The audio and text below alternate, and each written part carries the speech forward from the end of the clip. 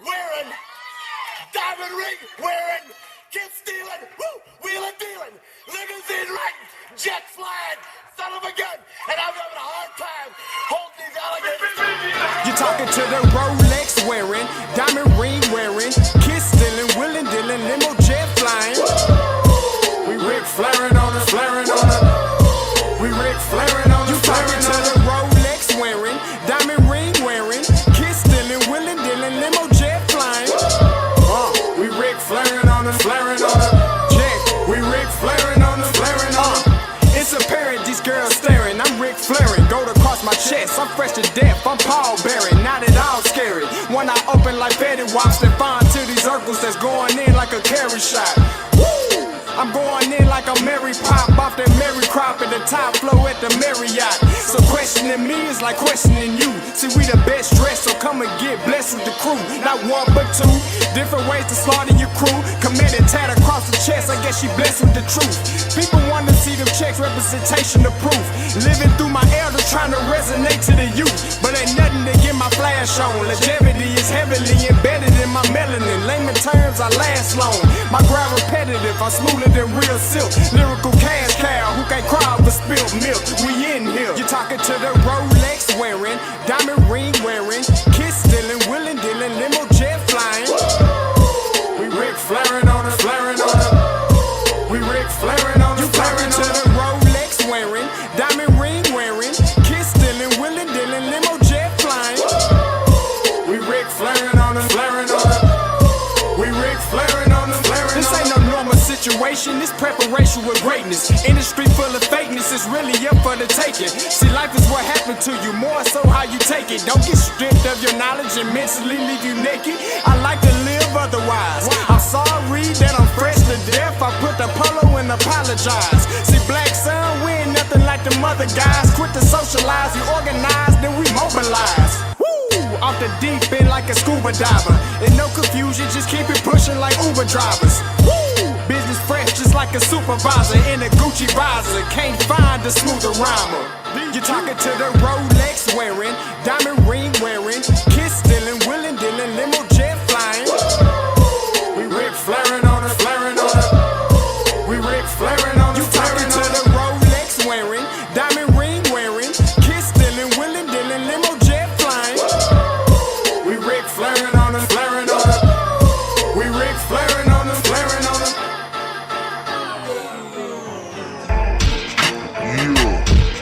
DQ, baby. Shout out that boy Nigga for that fire track. Hey, Black Sun, sun up.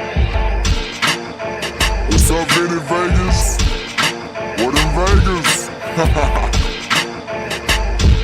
Yeah. Shout out Pharaoh's Kids. D-Phase. Yeah. Bubba C. Yeah. Rick flaring on him. Rick flaring on him. Rick flaring on him. Rick flaring, sun up, baby.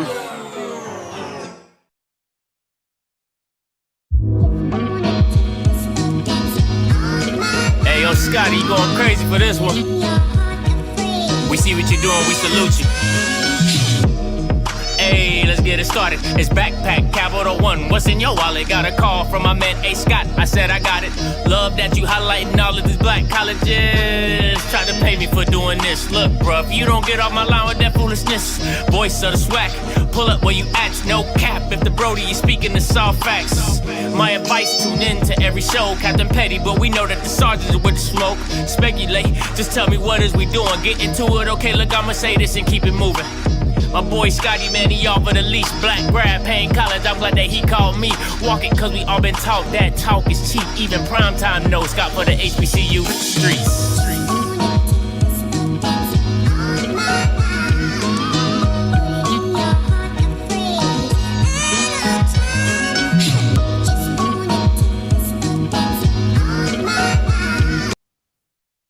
What is going on, everybody? Happy Wednesday, hump day. All right, listen, back with another one. All right, so listen, before I get into this show, This is not a narrative that I am pushing. All I do is report the rumors. So for all you Bamas out here, like, let me get this guy, because listen, I'm exposing all the foolishness today, because y'all know if there's one thing I love doing, I love exposing foolishness. Let me get to it. I thought I downloaded it. Let me see. Yeah, let me see. Let me open this up real quick. All right, so like Bama's like this, right? Because this is what kills me. There is no reason for me to do this for ratings. There's no reason for me to do this for ratings. All I do is report what everybody else is reporting. Okay? So, Mr. Cius, all right, Silas, you know what I'm saying, whatever, he's like, man, y'all come up with, I'm not coming up with this. Okay? So, for all you Jackson State fans, you can. Never see me tied up in sorrow, lost in my soul. Y'all can get out your emotions. Okay, you guys can get out of your emotions. It's killing me. It's just emotions that taking me over. All right, so listen. I know how HBCU fans love white validation. Right? I know how much you guys love it. Okay, so let me help you out, because I don't really want to start this show on the wrong foot, like Scotty's doing this, Scotty's doing that. Let me put a white man in front of you, all right, just to prove to you, Bamas, that it ain't me, okay? I'm going to put white Bamas in front of you, and I'm going to show you, because y'all love some white validation.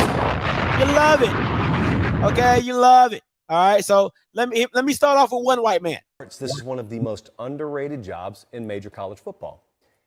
I thought Jeff Collins would work out there. It has not worked out. You see the records there, 3, 6, 9. He's got 10 wins total since 2019. So in his entire time there, 19, 20, 21, and the beginning of 22, he has won 10 combined games. So it didn't work. I believe it can work. You are going to hear the name Deion Sanders. There are people. Now, he don't look like me. He don't look like me.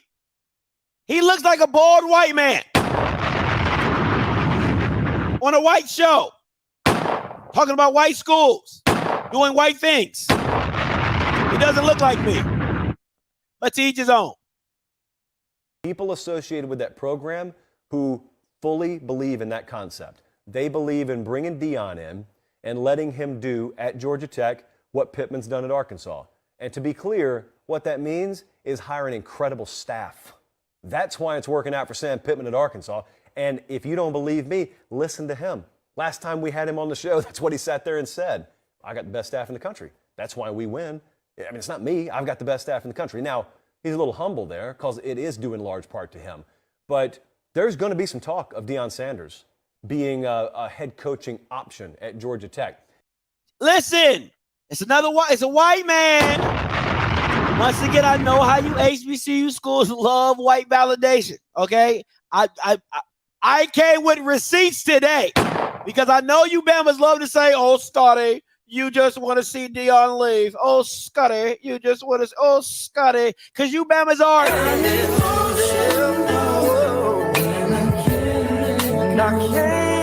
You Bamas are emotional, but it's okay. It's okay, okay? The white man continues on. He continues on to talk. And I know a lot of you, because it just sounds so bristly on the surface, it just comes so far out of left field, your default is to say, no way. There is. In the South. But most important, we see all those commercials. Now, you know who this white man is. We all know who this white man is. With him and Nick Saban. Just imagine Coach Prime dethroning Saban off the stand. I'll say this to you, and I agree with you. I think it would be really a historical hire for the SEC and for college football. And I of the names that I've heard so far, I mean, the usual suspects, Hugh Freeze, Lane Kiffin, I mean, Deion Sanders blows those guys away. Now, this is the king of white men, especially in the SEC world. In the SEC world, this white man, this own white man is like lore, okay? So I keep saying, I know you guys love some white validation, okay? You love some white validation. So I just wanted to say that's Paul. That ain't me. Okay? That is so I just had to come with receipts today. I had to come with receipts because we all know how much you Bama's love white validation. So my thing is, could he go? Should he go? And I think it's like this, man. I think it's a two-sided coin to this. And let me open these call lines up because I know you emotional Bama's going to call in hot and heavy, talking whatever mess you talking about. There are 2 participants in the conference. I know you Bama's going to call in hot and heavy, being emotional as always. But this is what I want to say, right? This is two-sided coin to this. And I said this on another show. Or maybe on my show. I don't know, maybe on that show. There's a ceiling to Jackson State. Listen, you could say it, you could feel however you want to feel, you could do whatever you want to do. There's a ceiling to Jackson State. Okay? There's a ceiling. And there's nothing wrong with that ceiling if you're okay with staying inside that box, right? The mindset that Deion pushes for his team to be great, to be better, to dominate, to do all this. There is a mindset, right, that you can think outside your box, right? But there's still a ceiling to what he can accomplish at Jackson State. There's only so many celebration bowls he can win. There's only so many SWAC championships he can win. If you want to be considered the greatest of all time, the GOAT, right? Deion does not strike me as a guy who is only limited to his ceiling. So I'm not saying that he should go. I'm not saying that he should stay. He should do whatever is best for him and his family, period. Right? But you got to understand, for the people at Jackson, there is a ceiling to being at Jackson. It just is. It's the ceiling at being at any HBCU outside of the Celebration Bowl, like North Carolina A&T, but there's still a ceiling. All right, you can be national champion, but it's still a ceiling, right? So I think for Deion, and I always try to look at stuff in my own life, right? I always try to look at stuff in my own life and say this. If I was at a job that I could only go so high, right? I can only make so much amount of money. Would I just stay there? Well, the reason I would stay there is because either one, I feel comfortable, right? They understand me. They do what they do. You know, we understand each other, right? But in life, you're always looking for a promotion. Everybody on this chat is looking for a promotion unless you own your own business, right? And where you're just looking to grow. So if you could take the emotion out of it, if you could take the, do it for the culture, if you could take all that out, it's not wrong wanting to see Deion grow. It's not wrong wanting to see Deion do bigger and better things. Just as a black man, as a black coach, right? Just as a black man, as a black coach, you want to see him strive and do well and do whatever. If that means leaving Jackson State, that's just what it is. And if you thought he was going to be there forever, you're out your cotton picking mind. All right, so the conversation today is could he go, right? And should he go? You know what I'm saying? That's the conversation today. But I'll say this. If I was Deion and they were coming to talk to me, I'm going to hit them with the... Back then they didn't want me, now I'm hot, they all on me. Back then they didn't want me, now I'm hot, they all on me. I would hit them with that Mike Jones. Back then they didn't want me, now I'm hot, they all on me. You better come with the bag. You better come with the bag. Go get, man, I'm so serious. Back then they didn't want me, now I'm hot, they all on me. Back then they didn't want me, now I'm hot, they all on me. Yesterday's price is not today's price. All right, let me take some of these callers. 5769 coming to you. Hey, caller, you live. Yeah, what's up, Scotty? It's Victor, man, from Maryland. So I completely agree with you. It's really, if you really care about, because as soon as Deion got hired at Jackson State, they try to embrace him, and they really made it seem like it was family. So if you really care about this man and want him to be great, I think you should allow him to really pursue a legacy. And I think that's, if Auburn gives him the opportunity and gives him, the chance to compete on a high level for a championship, I would take the job. Mm-hmm. And even when you think about like these Jackson State players who've kind of like upgraded their profile, like Devontae Davis, if they get the opportunity to play in the SEC, that's huge. Yeah. If we really care about the kids, their future careers, that's a big thing for them. But now there is some downside. So if Deion takes the Auburn job, them boosters, they're not going to let him work for Barstool. You could cancel all that media stuff. We're not going to be paying you $6 million, and you're going to be doing working for Barstool on the weekends. So they're definitely going to try to diminish a lot of his side ventures. So I guess that could also be sort of like a downside of why he wouldn't take it. But now, they're going to give him, if he gets offered, he will get like $6-7 million a year. Let me ask you this: do you think Deion could be like, yo, like this is?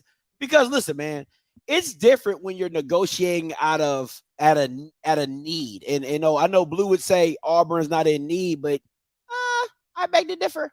You know what I'm saying? So you're still Auburn, yeah, but it's not like people are. Let me not. I don't want to speak too bad about Auburn because I really don't know much about Auburn. But I'll just say this: you ain't been doing very well. I just say that. I know that much, right? You haven't been in the national championship conversation for a long time. Right. So to me, if you're looking for that spark and looking for that, next step, because let's be real, if Deion could do what he did at Jackson State, I can only imagine what he would do at freaking Auburn. Think about all the kids that don't send their kids to Jackson State because they're like, my kid is better than Jackson State. You get what I'm saying? Yep. And then he walks into an Auburn and he's in the SEC, one of the best conferences. He's still Deion. And now you have a flood of kids coming to him just because he's Deion. You know what I'm saying? So I don't know how you take all that in, but I think he can negotiate some stuff that benefits him. And honestly, like I don't want to. If let's say if the HBCU media tries to come at him, through the sort of like the negative side, like all the built-in stuff. Oh, see, I knew he was gonna leave and sell out. He already has all the built-in excuses. He could say it's getting harder to recruit because the Mississippi water situation here in Jackson. I just want to be in an area where, I feel like the kids will be comfortable. It's already built-in excuses just in case.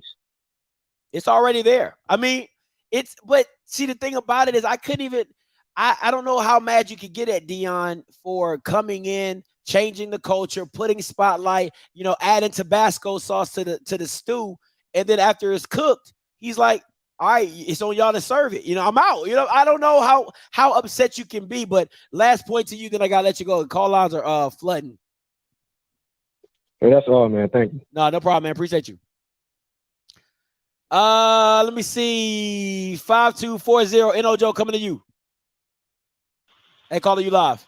Hey, what's going on, Scott? You can hear me good, boss? Yeah, I can hear you good. All right. Calm down, JSU. Deion ain't going nowhere right now. Not because it's kids. I'm going to tell you why. Deion ain't going to be able to do what he want to do at Auburn, Nebraska, Georgia State, anywhere he go. They ain't going to let him do what he want to do. And number two, they're not going to let him take Under Armour with him. That's his Deion baby, Under Armour. So wherever he go, he's going to take Under Armour with him, because that's Under Armour is his sponsor. Under Armour sponsors Deion, so they're not going to take him.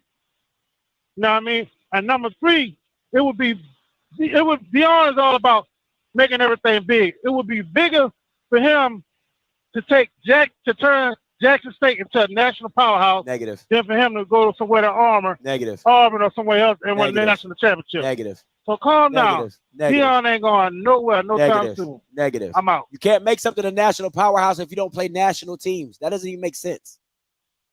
What? Turn Jackson State into a national powerhouse? You can't turn a team into a national powerhouse that refuses to play national teams. That makes no sense. But it's early in his career. You know what I mean? Like he said, he's not ready for that right now. He's not going to. So how are you going to turn a team into a national powerhouse if you're not playing national teams? What are you talking about? That makes no sense. I'm saying turn. JSU can move up. Stop it. Stop they it. Can move Stop up. It, Joe. Stop it, Joe. Stop it, man. Stop it. Just stop it. That's dumb.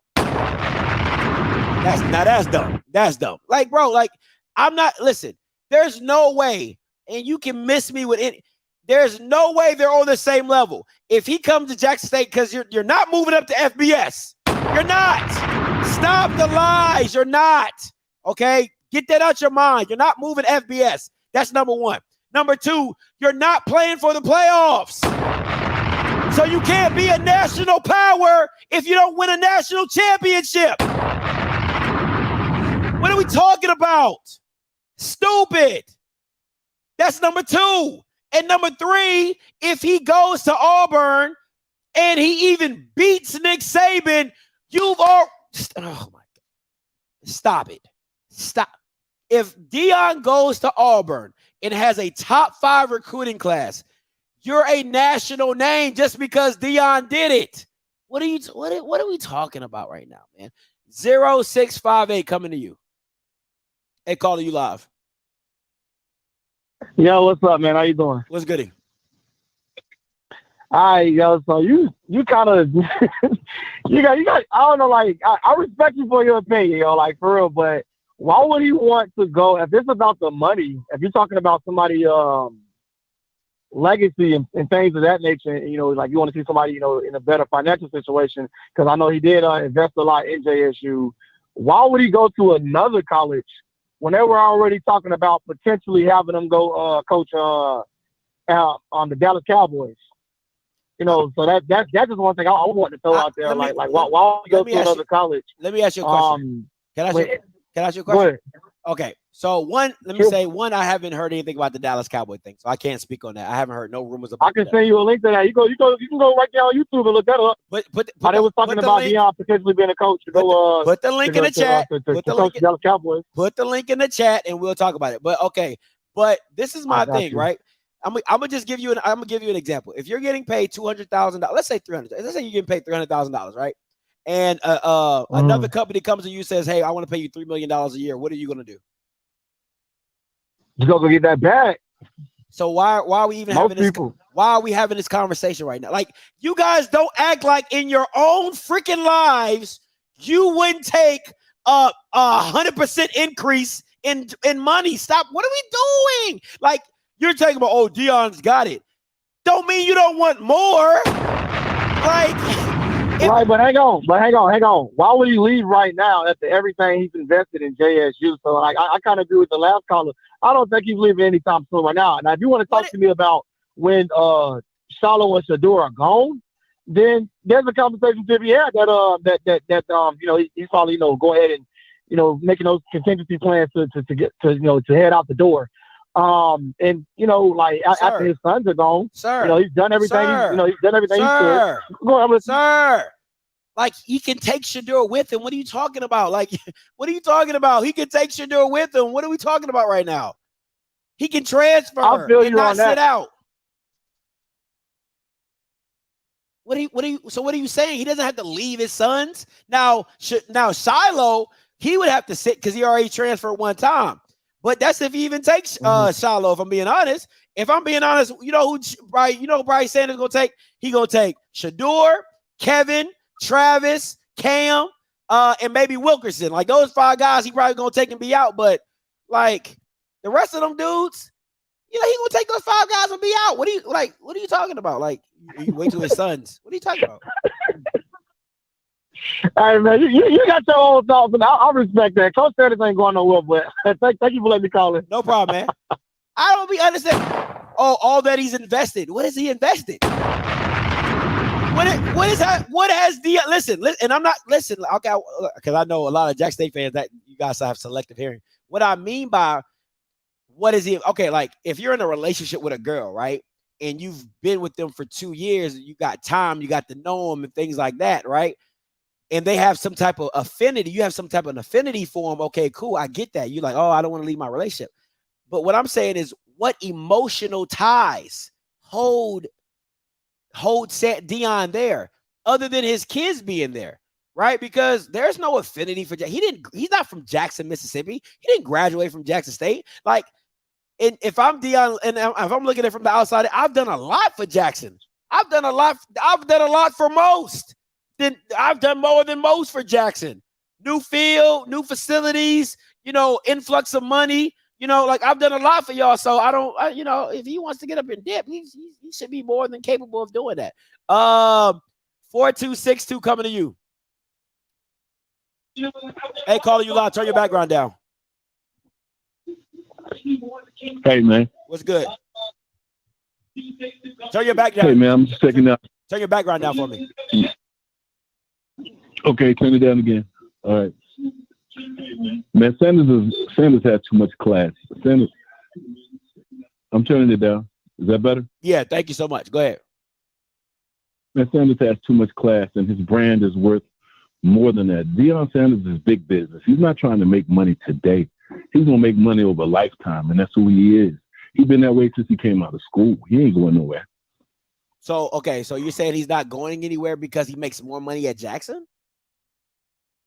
He's not going anywhere. He'll make as much as he wants to be there, but his brand, his name, he's got too much class. He's not going anywhere. But if you just said Deion's about big business, why wouldn't he go to a job that pays him 5 times as much? Probably what, 3 times? Probably 3 times as much as Jackson. Explain to me why he's not going, because you're not saying anything. You're not giving me a reasonable explanation.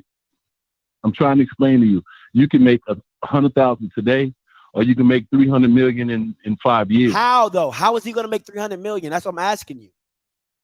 His brand. His brand was big without Jackson. What are you talking? Deion's brand was bigger than Jackson. So what are you talking about right now? Deion's brand has been bigger before Jackson. Talking about. That's what I'm talking about. If it was about money for Deion, he wouldn't be there. If it was about money for Deion, he wouldn't be there. Sir, if it was about money for Deion, he wouldn't be there. It's 2 reasons why Deion is at Jackson State right now. One is because because no other Power 5 gave him a job, and then 2, God told him to be. Those are the 2 reasons. That's what he said. That's what he's come out to say. God told him to be there, and no other Power 5 school gave him a job. So he goes to build his resume at Jackson State. So I'm explain to me how him and Jackson State make over $300 million a year. The school can't even get that type of money. So explain that to me. And where is this $300 million going to? His endorsements is going to pay him more than that. And then if he did leave, he's not going to take any players with him, because that would make him a hypocrite. How would that make him a hypocrite? Because he's talking about bringing great athletes to, historically black colleges, and then he's going to take them away and go with him. He already did it. You listen. What? You gotta see, you guys are so narrow-minded. He's already done that. You know how he's done that? He's challenged other programs to get their talent game up. So when Deion says, I've brought talent to the SWAC, it's because he's challenged every other coach to step your damn game up and get better players. You can't go for the 2 stars anymore. You better go get that damn 4-star. You better go get that 3-star to compete with me. So that's bringing talent to the SWAC. He can't take all the talent out. What are you talking about? We're talking about him, and recruiting him is not going to bring him.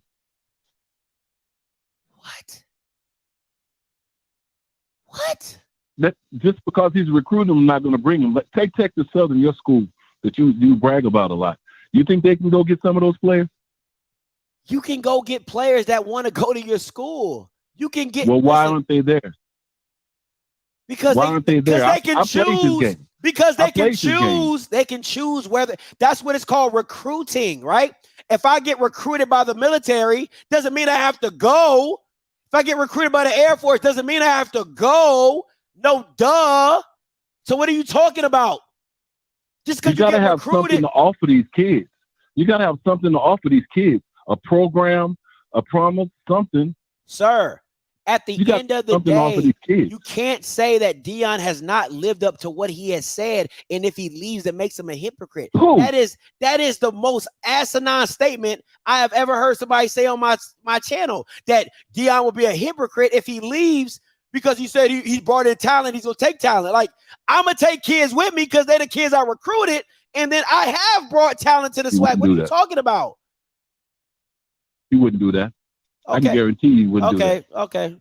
Y'all are some of the dumbest people on the planet, man.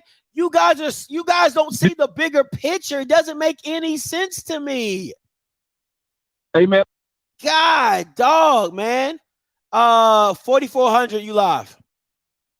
Hey, call you live. Talk to me.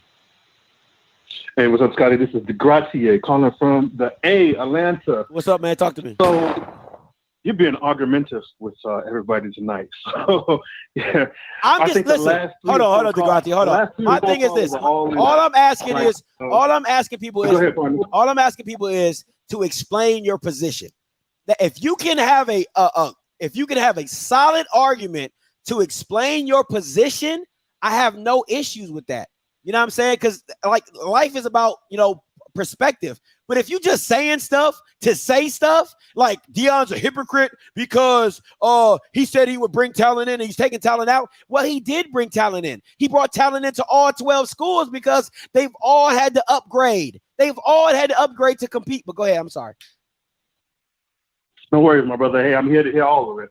What is it, Sergeant Smoke? You being Sergeant Smoke tonight, bro. Got time for it. Hey, so, I'm chiming in with the last three callers that chimed in with me based on the things that I've seen in the videos that I've seen on YouTube, in the interviews from Deion Sanders.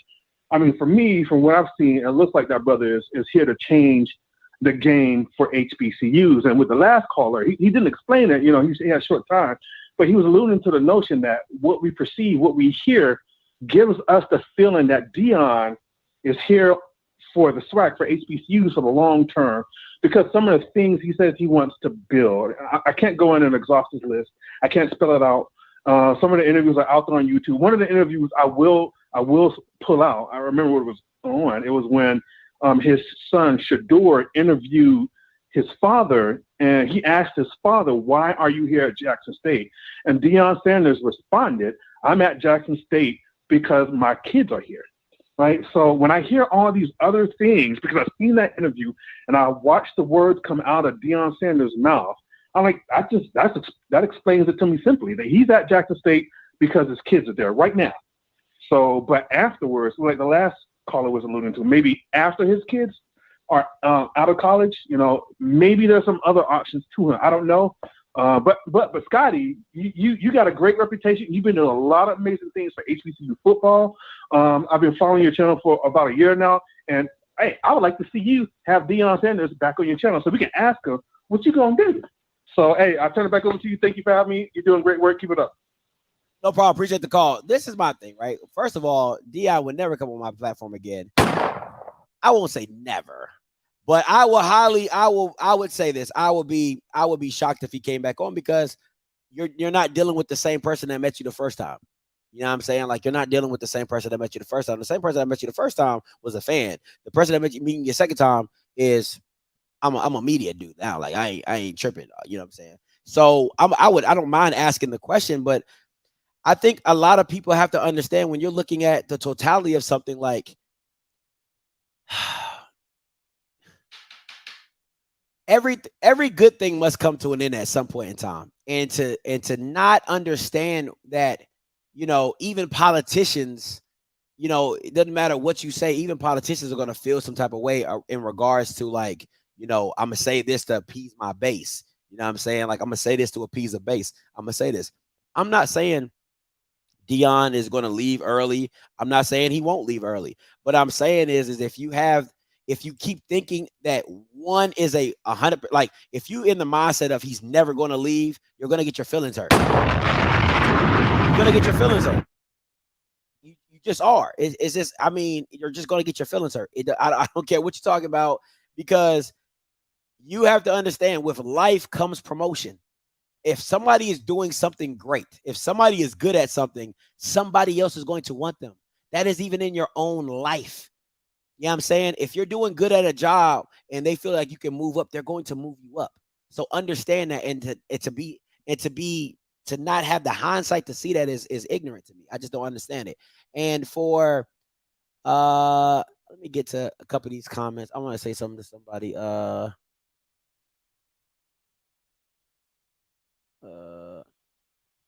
Yeah. They're dumb. They're dumb. And I'll happily say it. You're dumb. You're dumb. Joseph Perry with the cartoon face. Okay. They're dumb. I don't have no issues with that. And you can. If I make you feel some type of way. If low key. I don't beg nobody to be here. I don't beg nobody to be here. Not one. Not a one. Not a one. Not a one. 764-7467 coming to you. You live. What's up, Scotty? This is Roy T from Mississippi. That's pretty much what I got to say about it. You're totally right when it comes to Jackson State pretty much needs to get ready for him to leave. I don't think he'll leave right now because I think he still has a lot to prove. But in the future, I mean, get ready for it. He's going to get ready to go. So just be prepared for it. Jackson State, I mean, he came and did what he wanted to do, and he brought the program up, and he brought HBCUs up, like you said. He brought the talent. That's what I'm saying. So what else more to do? Is hit that national championship. That is what I would do. I mean, that is what I would do. I would head for the national championship. I would go out to Alabama. Get me a team, get Auburn, get any other team, go out to Alabama, win the damn national championship. Then I'll be the GOAT, and not only HBCUs, but in the Power 5. So that's my take on this. I agree with you, and I appreciate the call. My thing is, like, if you run through the SWAC, like, what else? Listen, if Deion dominates, if he runs through the SWAC, which his team is very much capable of doing, bro, what else is there to do? What else is there to do? What else is there to do? No, and the thing about it, this is like, and the next thing is, this is like the dumbest argument. Why do y'all want? Nobody wants him. It is his choice. Nobody is saying, hey, Dip, we want you to leave. What we're saying, what you have a hard time of freaking hearing, is we're saying, hey, if somebody does something great, they might move on. If they decide to stay, that is on them. There's no, but to act like when somebody is good that they won't come get that person, that's being oblivious. That's being naive. And that's the part what I don't understand, is how people are just being naive to the situation. 9298, calling you live. Hey, what's going on now? What's goody? Hey, so I just want to chime in. I think the lot of the last few callers had some points, but I think one thing that people are missing is the fact that as a coach, and I'm going to just speak on just as a coach, it really boils down to recruiting. If Deion can keep getting guys to come to Jackson State, then he can do something with them, and he can actually build the program, and he can build it up to where he can, make a championship run. Now, if I'm him, I'm going to be at Jackson State, make sure that I get a championship, which is in his sights. And once I achieve that, it's going to be on him to, he's going to get plenty of offers, and it's going to be up to him to choose where he wants to, coach in the big Power 5. But as for now, I think Deion is pretty much doing what he is set out to do, which is win a championship, Jackson State. But it's all going to boil down to recruiting. If the recruiting is tailing off and he sees that he can't win a championship, then he's going to start looking elsewhere. And I think all coaches do that. There's nothing wrong with that. Can I ask you a question? If you Sure. If you win a Celebration Bowl, then what? Then what? That's up to Deion. I mean, if he feels fulfilled with just that, then great. But for people, and I grew up in Jackson, Mississippi, for people who think that Deion is going to be there, for a span and retire there, that's wishful thinking. Me personally, I think he'll be there for about, I would say you would be thankful if he's there for at least 5 seasons, at least. My question to you is, though, if you win the Celebration Bowl, what else is there to accomplish? Like that's what I'm asking people, right? Because in the grand scheme of things, the Celebration Bowl only matters to HBCU fans. It has no significance. Correct. You know what I'm saying? It has no significance in the outside world of football. None. No, that's true. None whatsoever. That's true. So that's what I'm saying. And, so it's different if he was, and I want to give a perspective. It's different if he was making runs to the national championship every year, because now you're just freaking dominating everybody. You know what I'm saying? So to me, if he goes to Auburn and he wins a national championship, well, now you just keep winning national champion, or you just, you keep getting that Nick Saban realm or whatever. It has a lot more status behind it than winning a Celebration Bowl, winning 4 Celebration Bowls. What does that even mean? You know what I'm saying? Well, I'm a pause on that for the simple fact that I don't know about recognition. Deion is going to get the recognition if he wins wherever he goes.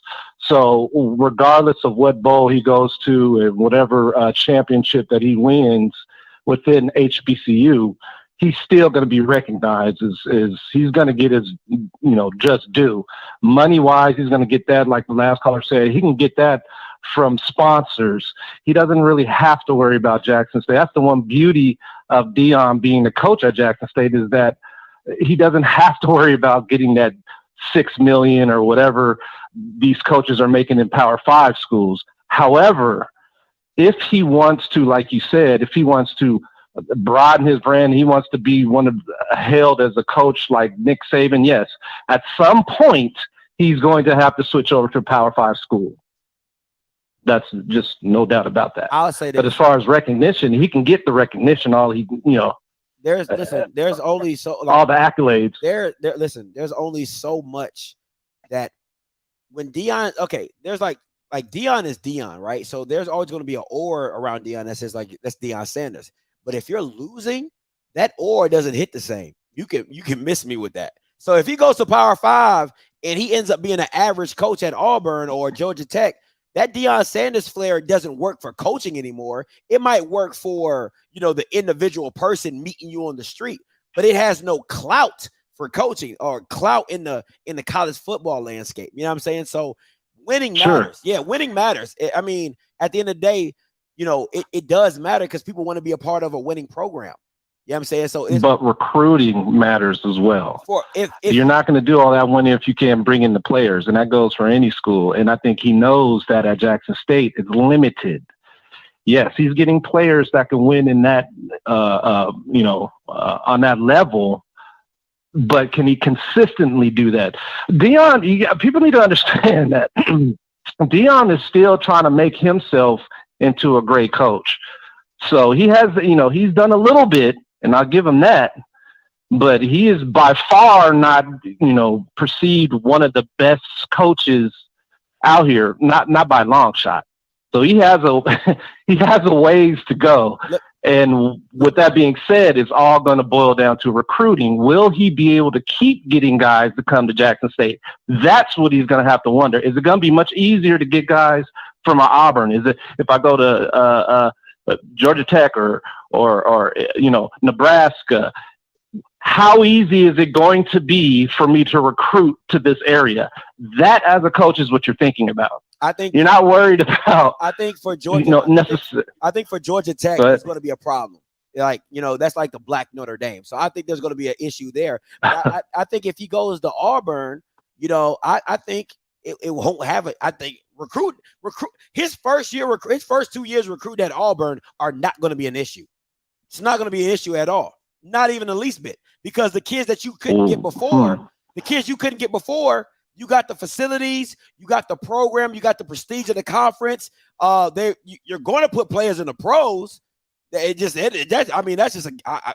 feel that's an opinion based. I'm gonna say opinion based because UT Texas didn't have nobody go, but I feel as though you're going to get people to go to the pros, and that's really what it is. So I mean, and if he wins on top of all that, then you're at it. Man, listen, Deion winning in the SEC, and if he go like I think Nick Saban went what 5-6 his first year, 6-5, something like that, or something crazy like that. If Deion goes like that in his first year, and then he continues to build on top of that from Auburn, that is a train that will. Oh God, I would not want to be. Sure, but as great as Deion is, he still needs to prove himself coaching wise.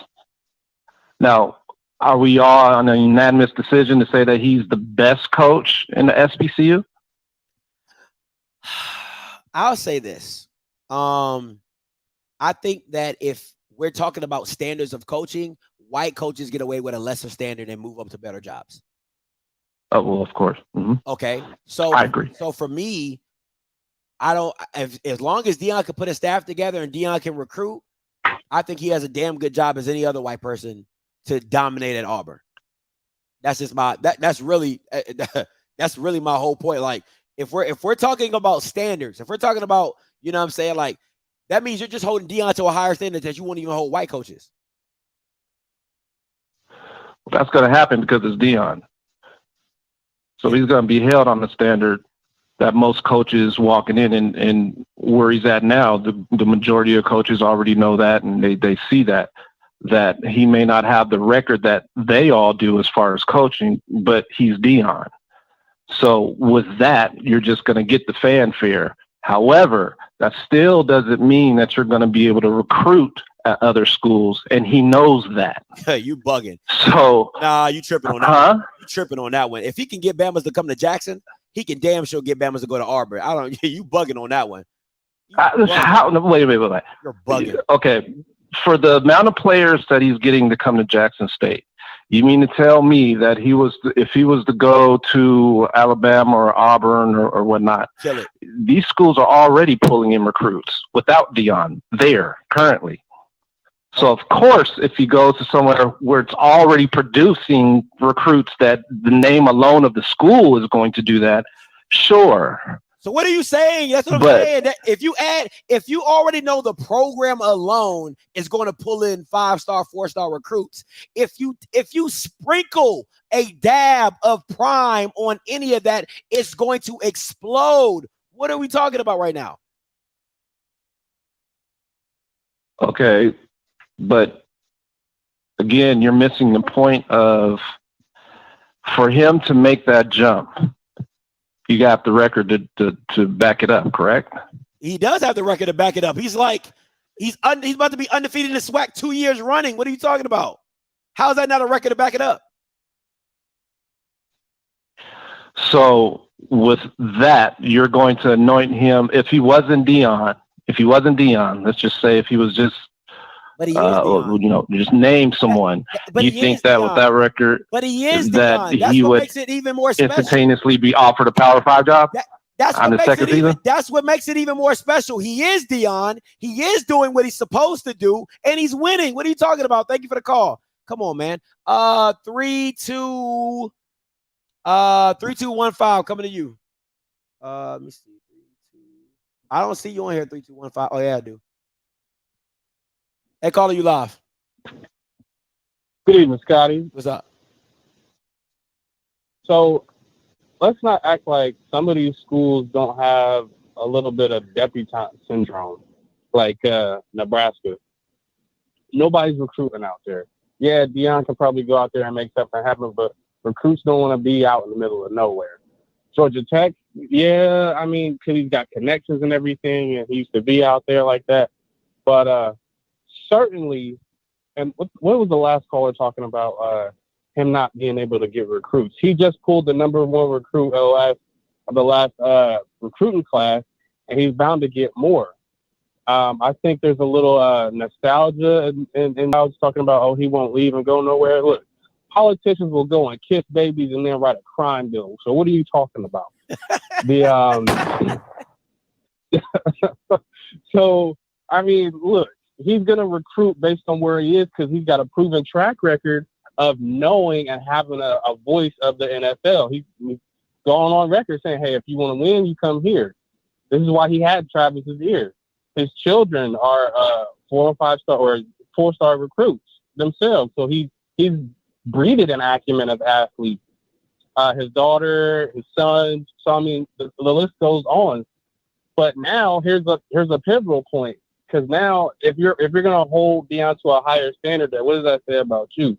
Because I remember what was it? Nick Saban cut his teeth at Michigan State, and he beat Ohio State, and that's what raised the requirements for him to get paid a lot more. Yeah.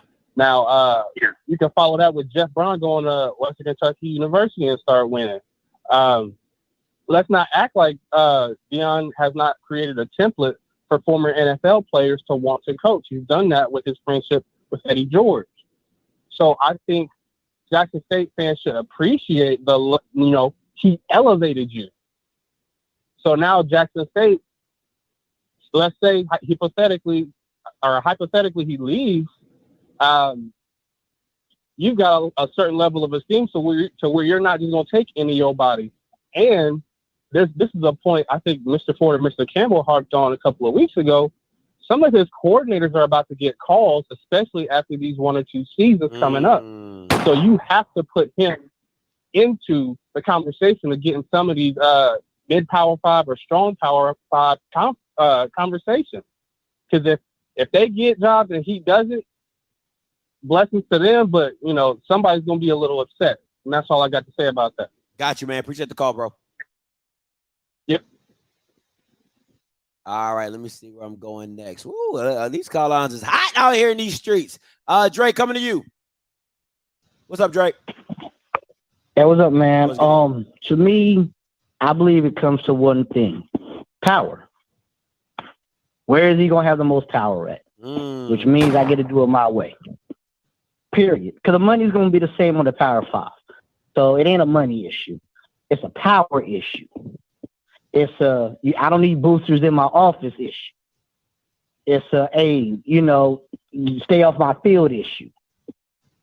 That's what it comes to. Because when Charlie Strong went to Texas, they paid him like $25 million. And the booster was like, nah. And it was downhill. They wrote that check off. He was gone in like 2 years.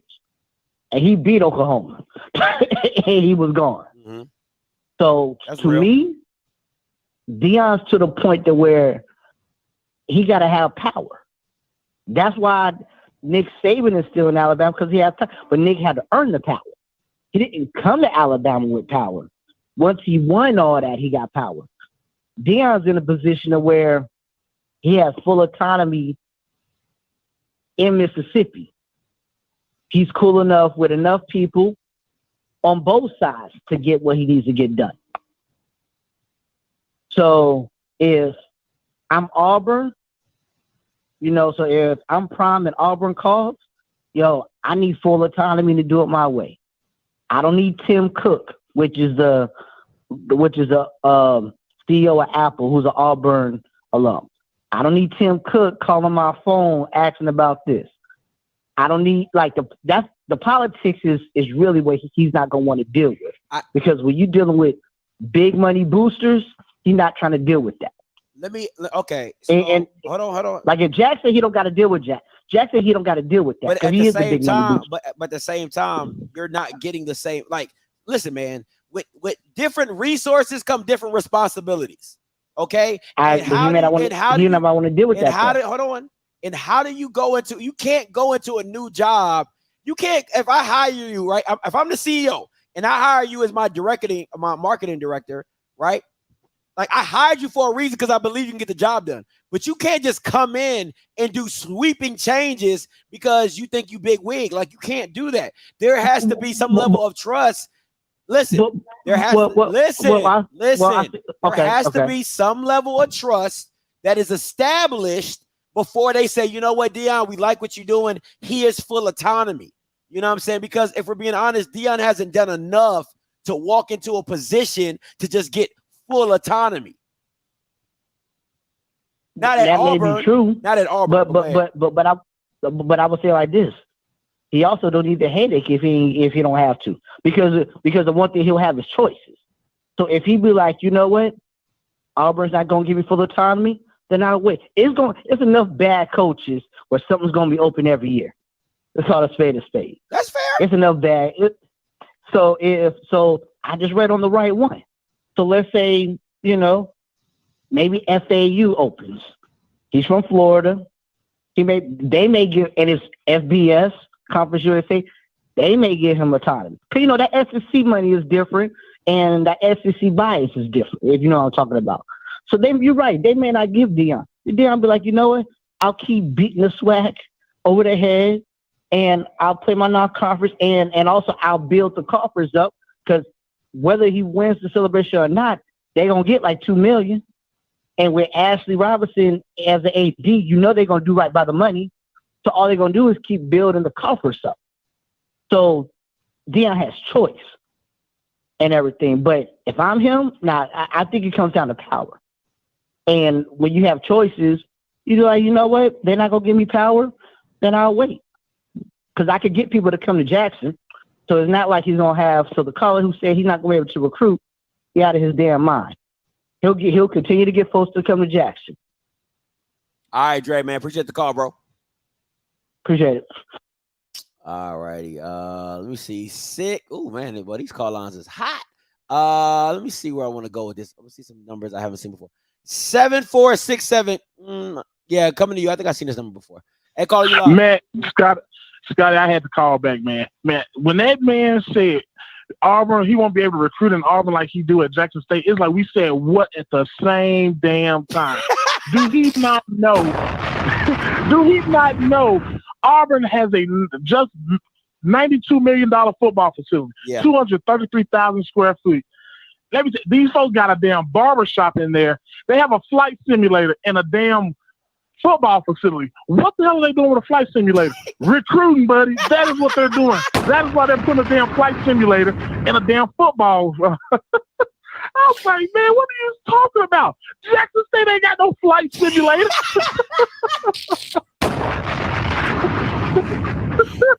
Boy, I'm like, bro, what the hell are you talking about? Man, Deion would get my big ass up there. Man, I'm 32 and I never played football a day in my life, and I will be up there. Oh, boy, you stupid. Hey, appreciate the call, bro. You stupid. Man, anytime, bro. All right. Hey, he's right about that flight simulator because Blue told me about it. Hey, Rocky, coming to you.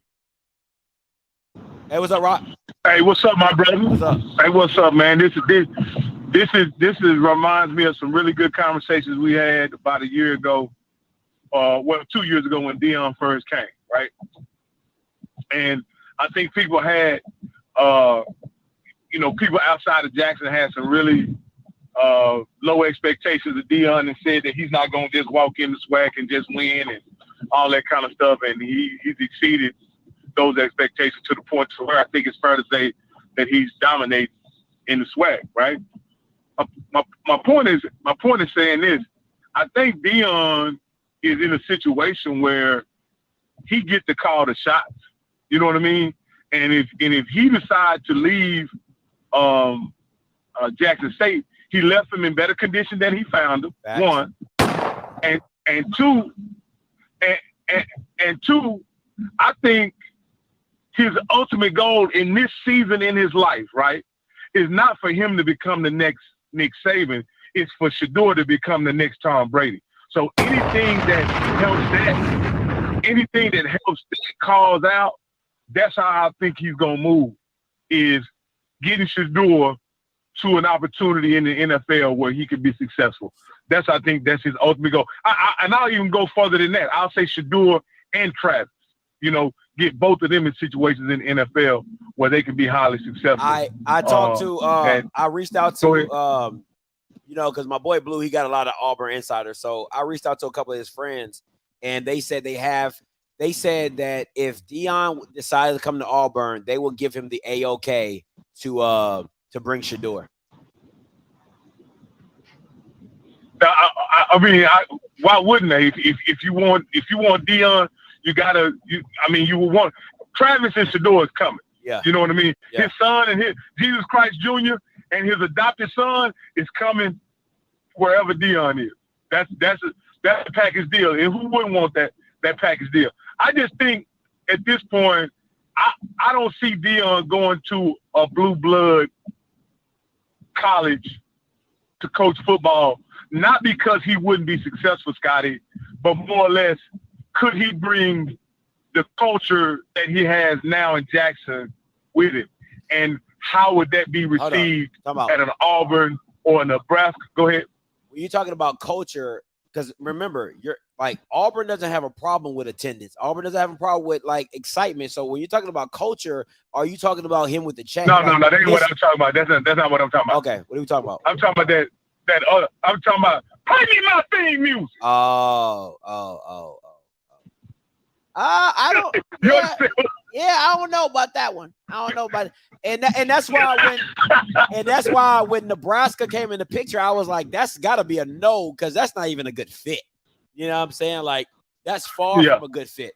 I think Georgia Tech is not bad because it's in Atlanta, but I don't even think that's a good fit because you can't get all the players you really want because of grades. You know what the best fit I think is in the whole United States, and you may or may not agree, but I surely believe that Central Florida, with them going into the Big 12, I agree, would be the best fit. I agree. Not only culture-wise, but just I think they would be more open to allowing Deion to be Deion. I agree with you on that. Go ahead. No, I so agree with you. Go ahead. I'm sorry. And at the end of the day, when people question his recruiting, that's one thing Deion knows how to sell. Deion knows how to sell Deion. It ain't even about Nebraska or Auburn or any of that stuff. Deion knows how to sell Deion, and Deion knows how to sell Deion very well. And so recruiting is not going to be his problem. I think his problem when you talk about Power 5 is molding him into an already established culture is going to be the biggest obstacle if he goes to like a blue blood program. And will Deion give those guys the access who have had access for 20 and 30 years the way that another coach is almost, obligated to? You know what I mean? You got to realize one thing about, I've seen how Deion moves. Deion got a particular circle that he moves around, and that influence, that circle is it appears to be pretty tight-knit. And the people from those programs, the reason why they give $20 million to Nebraska and $10 million to Auburn is because those people want access.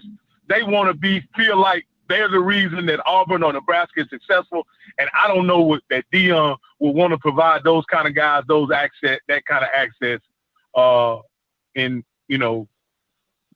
considering he's just as wealthy. I'll say this. Potentially just as wealthy as they are. Okay. I won't count nobody's pockets. I'll say this. I'm going to have to let you go. This is what I'm going to say. I think if he would give them access, if somehow it benefited him. That's how I feel about that. If it benefited Deion, if it's just a headache, I agree with you, Scotty. If it's a headache, I agree with you, Scotty. Yeah, if it's a headache, I don't think Deion's going to deal with it. But I think if it benefits him in some way, like let's say alumni guys like the Cadillac King of Auburn or whatever, and Deion could have whatever souped up Cadillac he want, then it's a benefit to him. You know what I'm saying? So I think if it's a beneficial relationship, I think it works. If it's not, he ain't dealing with you. But let me this is my last comment. All right. But I believe Deion has the opportunity to be the Eddie Robinson of this generation if he commits to Jackson for at least 10 years. He can become the Eddie Robinson of this generation. And that's an opportunity that any Power 5 or any PWI doesn't offer him. And maybe he doesn't care about that, but I know that kind of stature is invaluable and is you become even a bigger icon in my opinion if he becomes the next Eddie Robinson of the SWAC. All right, appreciate the call. All right. Let me see. If you're a member, put your last four in the chat and I'll try to get to you if you are a member. Let me see. 6023 coming to you. Hey, calling you live. What's good, Scotty, man? It's Chris, man. Mr. Ole Miss. What's up? I just want to say one thing, man. What's This is what the SEC wants, but it's only one booster that Deion got to worry about, man, and that's Mr. Yellowwood. If he can get Mr. Yellowwood that own all the Yellowwood whatever that stuff is, if he can get him to sign off, then everybody else gonna follow in order. This is what Auburn needs. Auburn is most definitely competing with Alabama in that state. So he would galvanize that school, galvanize the SEC, and it'll just be, with him and Nick Saban in the same state and in the West, that'll really do wonders for Auburn. And most definitely he'll be able to recruit, because everybody know that when that Iron Bowl come around, that's must-see TV, man. So that's that so thing most would definitely. break. That thing would break all type of records. Saban and Sanders. Oh God, that'd be crazy. Yes, for sure. And them white folks gonna be behind him 100%. So I don't want people to be like, look, the same stuff that he's doing at Jackson State, he can do at Auburn, because he has one person. If he can make Mr. Yellowwood sit in his seat and shut up and let him do his thing, Deion probably, to be honest with you, Deion probably is the only coach that probably can do that, because everybody knows in the SEC that the guy from Yellowwood runs that program. So if he can get him to sit down and shut up, it's straight. And I think Auburn gonna most definitely get back on that championship level. Yeah, Jimmy Rain, that's his name. Jimmy Rain, Mr. Yellowwood. If he can get Jimmy Rain to sit down, it's over. It's over with. So yeah, I most definitely think if Prime get that opportunity, man, he need to make that move. Now, hey, Shadur, most definitely, I feel like he can come. Travis Hunter can come. But we already seen what his other son did at USC, and that ain't gonna work over there at Auburn. I'm just gonna tell you that right now. He's gonna be riding that pine. But other than that, yeah, man, come on over here, Deion. But I appreciate that, Scotty. All right, bro. I appreciate you, bro. For sure. Thanks, babe. Mr. Harris, coming to you. Oh, yeah, Mr. Harris coming to you. Then Gabe coming to you. What's up? Scotty. What's up? Scotty. Let me tell you something. Talk to me. First of all, you are 100% right when you talk about Deion Sanders making the move. It's a Power 5 opportunity. And let me explain this to you. I'm from Tuskegee, Alabama, down the street from Auburn. Auburn is very typical of JSU when you say, how can he bring Power 5? Deion Sanders would kill it. You hear what I'm saying? He would kill it. Those recruits would line up to come to Auburn for Deion Sanders. Secondly, you're talking about the SEC baby blue buds, Auburn and Alabama. Oh my God. Deion Sanders has always protected Shadur. That's why he went to the SWAC, because he made sure his son was ready to play in Power 5. Now Shadur has gotten college experience. Now you can bring him up. He got 2 years of football. The first year he may not be successful, but now he's the head coach of an SEC Power 5 program. He gets to Shadur will beat out all the Auburn quarterbacks right now. So let me tell you this: Auburn's an Under Armour school. Let's not forget that. Dang, that's easy money. Why after that everybody come out? Right now everybody talking, oh, Deion Sanders is Under Armour. Auburn's an Under Armour school. If you look at the uniforms, Under Armour and JSU look very similar. Okay? Secondly, Deion Sanders, all his analysts, he can hire them as coaches. The money that he didn't have at JSU, now he got it at Auburn. He can bring the best talent. Your job in the SEC as a head coach is a manager. It's not the coach on the sideline. It's to bring the best coaches to run your program. Deion Sanders can do that. I'm telling you now. Y'all are missing the point. Deion Sanders came to the SWAC to establish himself as a manager, a program manager. He showed he could do it with little funds. Now you give this man a purse, unlimited ability. What coach would not want to work under Deion Sanders and they can get paid for it? Man, Quite y'all handsomely. missing it. Quite handsome. Man, his bag's already packed. his bags are packed. I'm an Auburn fan. I'm an Auburn fan. Hey, please call me. Please call me. Man, y'all are missing it. Y'all are saying this is ESPN prime time. The Iron Bowl is the biggest classic in the country. Auburn, Alabama, everybody knows this game is going to be competitive. Deion Sanders at the helm? Oh, my God. Dog, if Auburn wants Deion Sanders, Jackson State, I'm sorry. He's gone. Now you can bring Shador to the Power 5. He can get better. I'm telling you, Shador would beat out most quarterbacks at Auburn right now. Demetrius Davis left. Bo Nixon left. Shador? He's already starting. If Deion Sanders comes, he's starting next season. Why are y'all not seeing that? That is the biggest fit. Oh my God, man! I'm talking about like he came to say, "Let me get my head coaching chops up." He's done it, and if he doesn't do well, he can go back to the HBCU realm and be God of HBCU anytime. You know what? My God! What? I didn't even think about that. Why y'all missing that? Yeah, I didn't even think about that. How if he doesn't do well at Power 5, he's always welcome back to HBCU land. Oh, I didn't even think about that. Did not even think about that. So I mean, stop the cap, man! I'm telling you now. The plane is already gassed up, ready to go pick him up. Man, y'all understand. Auburn would love to have Deion Sanders.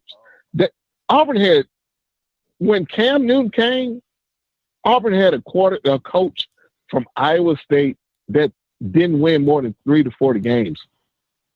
And they just wanted to fill the void until they got their next coach. Deion Sanders? Oh, my God. You got to really understand Auburn football. It's a blue blood. It's be competitive and be competitive against Alabama. Do you realize that Auburn is always in the hunt? I don't care what Auburn's record is. When they play Alabama, it's must-see TV. Deion Sanders on the sideline? It's not Deion Sanders calling plays. It's Deion Sanders coaches around him. Man, what coach wouldn't line up for Deion Sanders having a Power 5 program and a purse to pay them whatever? You got to land it. Y'all missing it. You got to land it. You got to land the plane. Man, bruh, I'm telling you now, y'all sleeping. If Auburn calls, I'm sorry, JSU, Deion Sanders is going to be at Auburn. If Deion Sanders at Auburn, he can get all the Power 5. That's SEC. That's a prime P5. All right, Mr. Harris, appreciate the call. Prime P5. All right. Let me say this. I think that's a good point. Listen, you might not like this, but HBCU, if Deion leaves, is like your first baby mama, right? Like you could always go back and smash. All right, like I can get mad at where you want. You can get mad all you want. Now, some baby mamas won't let you come back. 90% of baby mamas will let you come back, and that's what an HBCU would be. An HBCU would be your first baby mama.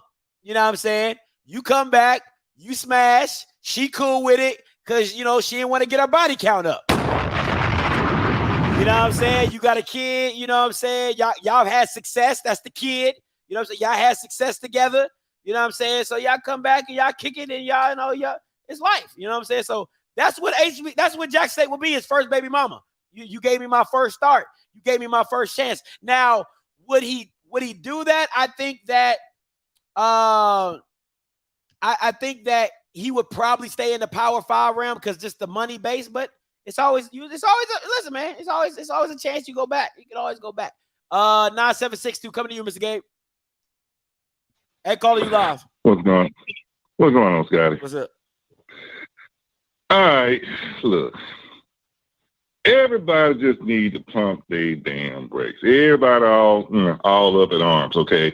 Now, here's what's going on. Okay, now, the fans at Jackson State don't want to see him go, and then the rest of the SWAC want to see him go because that means, to them, Jackson State go back to obscurity, like they was. Now, I saw an interview. It was like a local interview, WJTV, something like that. Channel 16 down Jackson, Mississippi. She asked Prime what would he be doing if he wasn't at Jackson State? He said coaching the Power 5. So that is his ultimate goal, to get to a Power 5. And just like you said, the only reason he at Jackson State right now, the main reason, is because no other, Power 5 schools will give him a job. Now, it's like this right here. Eventually, he's going to go. Whether it's a couple of years from now, but he's going. I don't think he's going to be in Jackson State, 10 years. That just damn pipe dreamed out. But I will say this. He's only won one SWAC championship. He ain't even won the damn Celebration Bowl yet. Like you said, how many what's next, beyond the Celebration Bowl, like you were saying. He ain't even won that yet. So he is trying to establish a resume. He's telling his boys to dominate. He's trying to dominate too, so he can get to that next level. Yep. So, I figure probably next 2-3 years, probably 3 years tops, he's gone. So, that's all I really got to say. And everybody just, especially these hardcore JSU fans, like what's my boy name? Aaron Rodgers say, RELAX. Relax. Hey, I'm gone. 9905 coming to you. Hey, caller, you live. What's up, Scott? It's B-Rod from Jacktown. Talk to me. Yeah, man, one of the things I want to bring up, man, is Jackson State low-key or indirectly pushing Deion away. Just look at some of his interviews, man, where, early in the season, before the season started, where he was kind of disgruntled about some things that were going on at Jackson State or just in their culture. Another thing, why hasn't Jackson State offered this man a new contract? Like, at least if you know he gonna leave, wherever he going, should buy the contract out. That's more money for Jackson State. That's fair. That's a smart play. Another thing to think about. If his son, well, not his son, but Travis Hunter don't play over 4 games, and the Shiloh don't play over 4 games, that's a red flag. But I'm gonna hang up, man, and just listen and keep doing your thing, bro. No problem, bro. Miss Karen, Corinne, I'm sorry, I say Karen. Miss Corinne, this is body count is. I hope you. I'm trying to, I don't want, but it's how many men you slept with, right? So the women that I've spoken with and have relations with, they don't want to have a high body count. That's a new guy, right? So when you add a new guy to your roster, that's a new body count. So when you go back to somebody you've already had relations with, it's not technically a new body count because you guys already had sex. You know what I'm saying? So that's why I said you don't, add to the body count. Let me see. 5531 coming to you. Hey, caller, you live. Talk to me.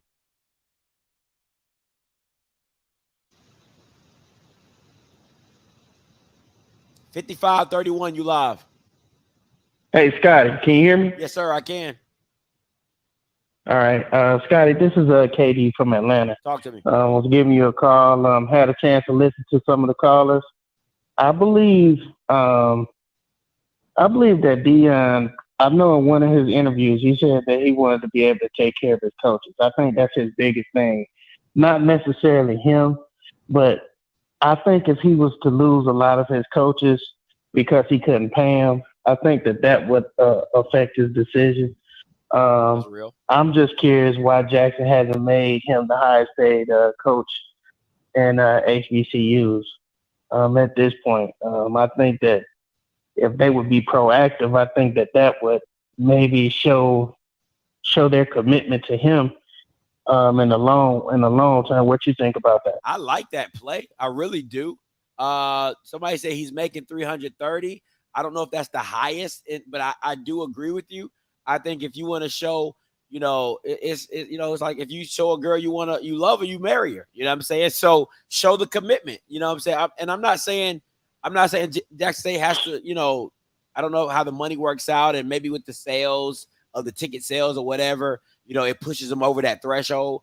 But, show the commitment. You know what I'm saying? Show the commitment. And like the caller before said, if he does leave, that Power 5 school going to have to buy that contract out, and you get that money. So it can't be – it sounds like a win-win to me.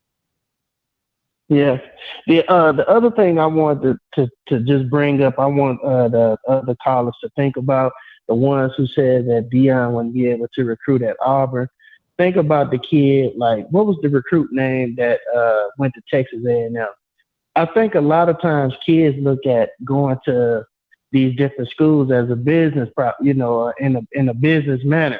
And I think that a lot of the 5-star kids that wanted to go to Jackson, I think ultimately they chose against it because, they're getting a chance to play at a P5 versus the HBCU. I believe that this generation of kids, they look at Deion Sanders almost like you look at the Michigan Fab Five. You know what I'm saying? They like cultural icons. Yeah. And so to be around him and his influence, you know what I'm saying, would only, I think it would only strengthen Auburn case for getting recruits. I think that they would easily probably be in the top 5 every year as far as getting like good recruits. And then Deion, like another caller said, I think he would be able to hire all of his coaches and including the analysts and, pay them what they're worth, you know what I'm saying, at least to keep them around unless other programs offer more money. Of course, you might have like the wide receiver coach who's the Jackson. I think he's like a big Jackson star or whatever at Jackson, that he would have, he would probably lead the job to him, but, also give him the option to maybe come and be a part of his staff if he did leave. But I just want people to think about that. That's all I have. Hey, no problem, man. Appreciate the call, bro. All right, thanks. No problem. I think, listen, man, I think at the end of the day, I think there's some things to consider. I mean, I like that buyout deal. I like the contract. But I'm going to play you a video. I'm going to play you a video of some more white people because I know how HBCU love their white validation. Oh. I know how y'all just love that white validation, but listen to the lingo that this white person uses, and I really want this. I just want you to listen to the lingo, and you tell me how it sounds. Tell me how it sounds in your personal opinion. Little report out there today that I'll see how you feel about it. Pick your brain on it too. He's done a really good job at Jackson State. People have proposed the idea of Deion Sanders in the SEC. Then, How do you feel about him at Auburn specifically? I don't know if Deion wants that, because I think where he is now to jumping in the SEC it's a pretty big leap when it comes to responsibilities, when it comes to the amount of time that you have to put into just the day-to-day grind of dealing with boosters and presidents and academics and recruiting and this headache and that headache and that headache. It becomes less of I'm not saying what he's doing is a hobby, but it definitely increases a lot more. And I think Deion's a hell of a human being. He's obviously doing a hell of a job there at Jackson State. I believe they're undefeated right now at 3-0. They will continue to have a lot of success there. They had the number 1 recruit in the country last year, that DB that went past Alabama and Florida State and said, no, I'm going to go with Deion and learn from the greatest of all time. But does he want to take on that headache? Is he willing to commit to everything that a coach at this level has to do in order to be successful? And if he is, then hell yeah, I'll go after Deion. It'd be almost like it's almost like the contract that the Cardinals forced their quarterback to sign, where, hey, we're going to require you to study 4 hours of film a week. Like, if you can ask Deion, like, hey, guy, we love you. We love your personality. We know kids are going to love you. But at the end of the day, like, what you're doing at Jackson State is going to be times 10 if you come to the SEC. Are you willing to make that sacrifice? Are you willing to put in those hours? And if he is, then hell yeah, bring him to the SEC. It would be phenomenal to add his personality. I think he'd be great. I think you could obviously recruit at extremely high level, especially if he has the resources that he'd be able to have here in this conference. But it's all up to him if he's willing to make that jump with the requirements of being a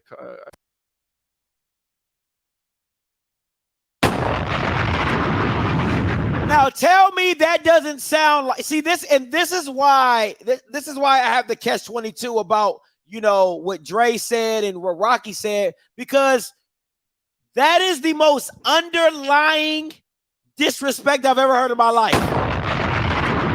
It is so underlying disrespect. It's ridiculous. Oh, he's doing it with less resources, right?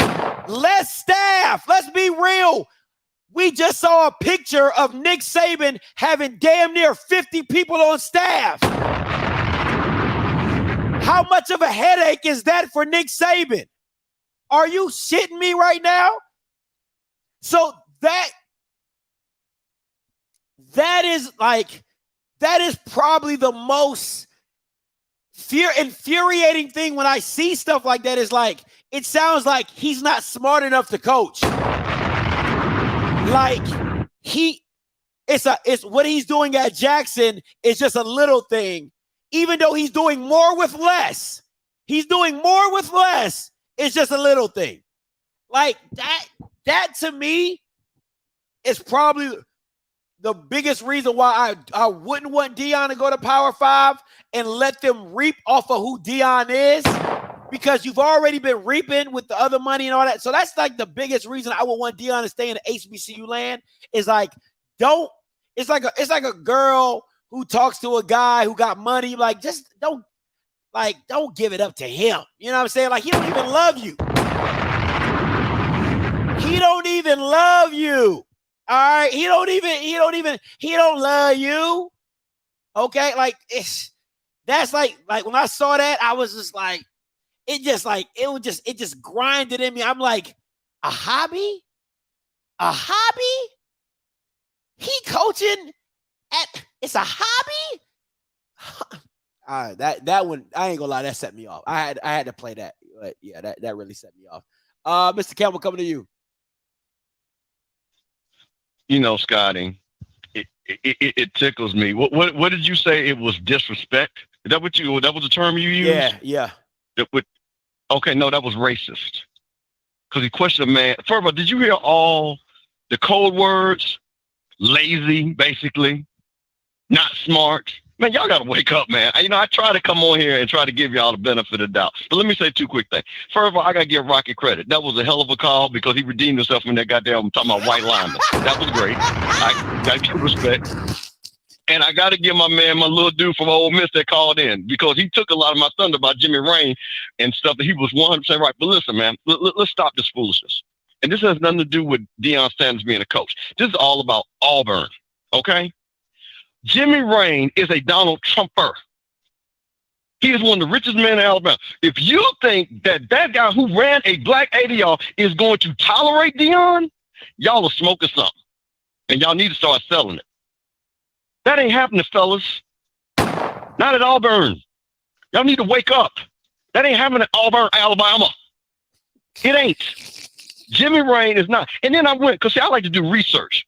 Since I saw, it was slow night and you had this funny little topic. The first thing that Pete Thamel said, that Auburn is looking for ADs with Auburn ties. Are you telling me a new AD, a white man, is going to put his name on the line for Deion Sanders, a black man? Y'all crazy? So let's get this straight. So a new white boy gonna come in there that Jimmy Rain has to bless, and the first thing he gonna go to Jimmy Rain, hey man, I want to hire Deion Sanders. I want y'all to say that real slow. It ain't a white boy in the world that's going to put his name on the line for Deion Sanders. And this ain't got nothing to do with Deion.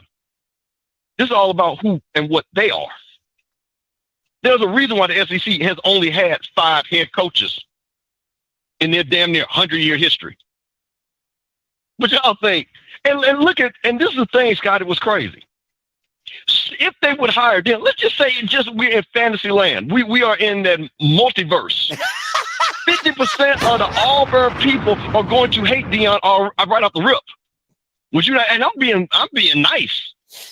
Let's just say it's 50. So 50% of, just like Charlie Strong down in Texas. So okay, he brings Shador. He's not going to, because that means everything would have to crash and burn in Auburn, right? So they will have to be really bad, because they will have to be really bad. Because we're going to make this landmark thing. They're not going to be good the first year. You think they're going to give Deion 3 years to get that thing right? When there'll be some hotshot white boy that's the OC at Florida, or Kirby Smart has a hotshot white boy that's the OC at Georgia. You think Deion going to last on that?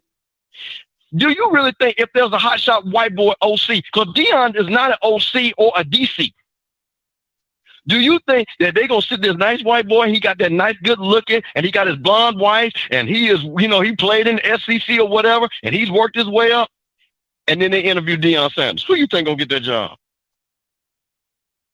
I don't know where y'all living at, but y'all ain't living in the world I'm living in, and I need y'all to live in the world I'm living in, because this is the world that's going to keep you safe, the stuff I'm telling y'all.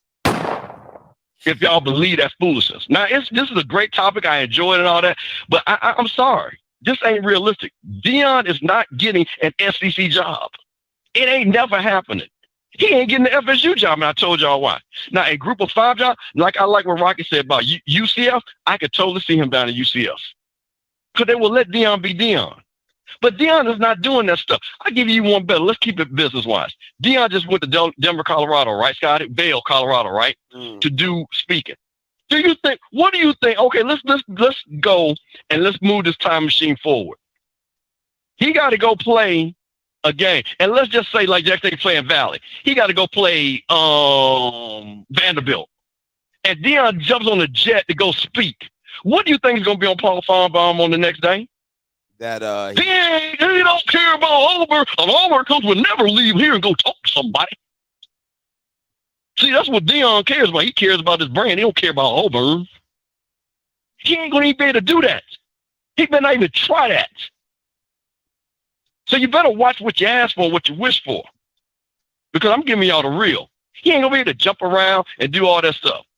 Because they're going to hold him to a standard that ain't nobody going to even meet, not even Nick Saban. So I understand Blue down at Auburn, but I'm also down there when I'm talking about with them real money heads. And Jimmy Rain, that Donald Trump will never sign off, especially when he did that brother, who was super qualified. And he ran that brother off so bad, that brother said, shit, I will quit. That should let you know what kind of booster that guy is.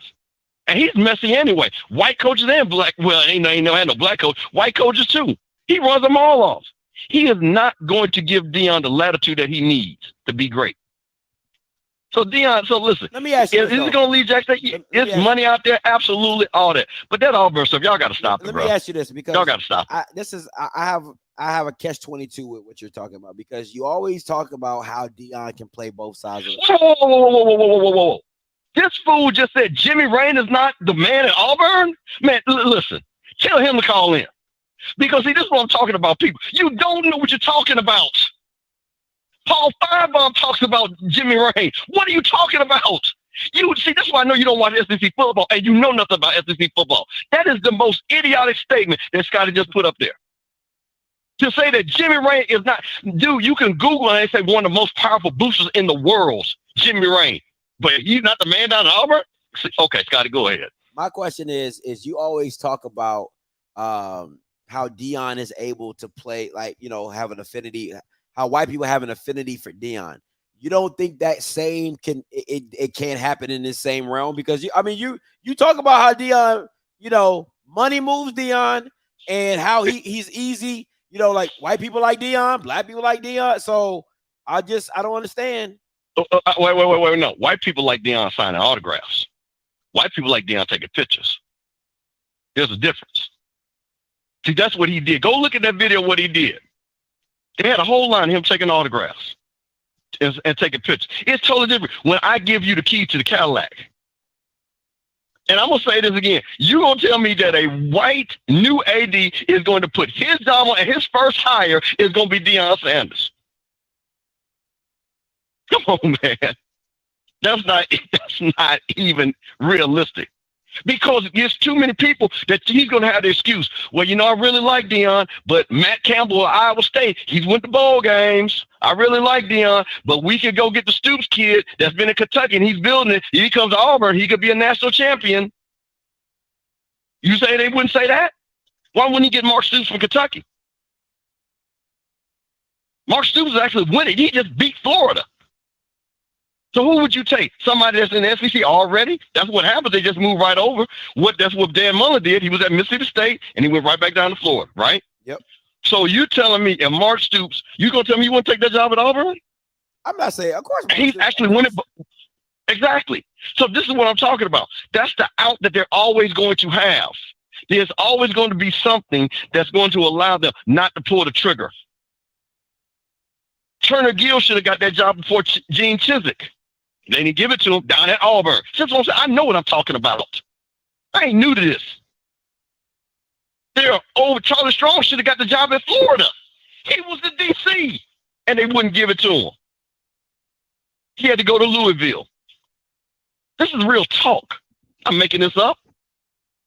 So I just want to put that out there, man. I'm not like I said, I know you got a bunch of calls, but I'm sorry. I mean, again, this multiverse, man, I'm sorry. Y'all need to come back through that machine again and get back to the reality. Because half of y'all still lost in the snap. We'll see. Got to be. We shall see. All right, Mr. Campbell, appreciate the call. All right. Let me see here. Where we going next? 3046 coming to you. Hey, caller. Hey, Scotty, first time caller. Hey, what's up, man? Hey, can you hear me? Yeah, what's your name? Where you calling from? Levi calling from Georgia. Talk to me. Warren Roberts. I liken what Deion Sanders has to make as far as decision to Michael Jordan. Michael Jordan was always considered one of the greatest basketball players that ever lived. And everybody thought he was going to go and be able to build a team and have all these players. And now, along with being the greatest basketball player, he also has the title of being the worst owner. So Deion Sanders is not a fool. He's not going to make the decision to go to a Power 5 until he's ready. Just because they're looking at him now like he's the pretty girl, does not mean he's going to jump into the first college's arms that come looking at him. He's going to make the right decision for him. And just like his team is not ready to face Alabama on the field, he knows he's not ready yet to try to outwit Nick Saban on the field as well as a coach. He's going to make the decision that's best for him. And I think the last caller, Mr. Campbell, made a good point. I'd rather see him at FIU or some school that is an FBS school, but he can still be an agent for change, because that's what Deion Sanders is. He is an agent for change. He changes things wherever he goes. What change is he going to make at the SEC? I'll wait. I mean, what change do you want him to make? I mean, what change is he going to make at FIU? He's not going to make a change in the SEC. The SEC is very entrenched. He's not going to be able to go to the SEC and do anything he wants to do without having any type of what change is he going to make at FIU? Well, there's a lot of changes. He will be better able to make changes at FIU than he will How? be. What changes other than recognition? Other than recognition, what are you talking about? I understand. Okay, the type of players he can bring there, the caliber of players, the type of system he wants to run. There's some things he can do there. I can give you an example. The way that he was able to speak at the SWAC Media Day, do you think he could speak that way or say those type of things at the SEC Media Day without some? Nick Saban tried to make a call, made a comment, and it was borderline. Wasn't even that really controversial, and he's the only one that can do that. But in a lower conference, Big 12, some conference that's struggling, but he can still go in and change and make an impact. Oh, I think he'll do great, but not the SEC. That's not for him. Why? So let me get this straight. So I like it. Like someone, like, don't get me wrong, man. Like sometimes, like when you old heads, you and Mr. Campbell, when y'all Bama's call in, like I get what you're saying, because there's things that you've experienced that I've never experienced. You know, there's people, there's issues that you've dealt with white people, and I'm not speaking for you. I apologize if I am, that you probably seen or done or whatever. But so I just want to get this straight. So the SEC is good enough to have black players, but you don't think Deion can make an agent of change for black coaches. You don't think that can happen? See, that's what you're looking at it as. That is looking at it with what they would want to do for us. And I'm not saying that he couldn't be an agent for change going to certain places, but the environment that you're going into has to want to receive your change. There's some heads in the SEC who do not want to have any change whatsoever. So that's just as important as the changes you want to bring. Does that not make sense? I feel like you're saying, I feel like if it was up to you, the NFL would never have black coaches.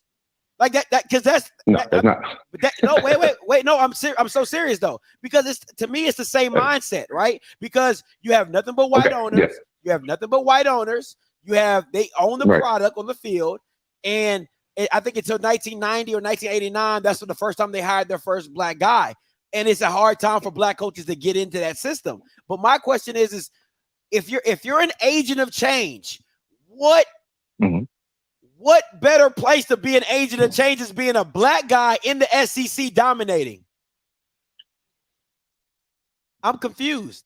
I hear you. I hear what you're saying. No, I mean, I'm just saying, it sounds so. I appreciate your opinion. I appreciate Mr. Kim, but sometimes you guys sound so distant from change. Like you're like it's like so scary. Y'all so scary to be like, oh, don't put a brother in that situation because he won't win. But it's like, when do you ever do it? If that's the mindset that you're going into life, when do you ever make the change? When do you ever put somebody in that's bigger than the racism? Because Deion is still going to be Deion at the end of the day, win or lose or draw. So he's not like the dude from Louisville or the dude from Texas he's not those guys because he's bigger than that. So I'm just confused. I'm just confused about when do you actually go for it? When do you actually try to make that change? I don't understand. I just don't make. Maybe that's the foolishness in me, but I don't know. And I understand what you're saying, but it goes back to the first comment that you made. He has to be the one to make that decision.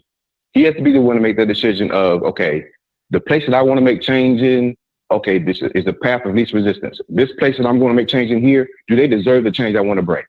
Do I think that they are receptive to the change I want to bring to the SEC? Or do I think I can make more of an impact at a place that's ready for change, that can help me with the change, and bring the change that I want to come about to place, a manifestation, and make it happen?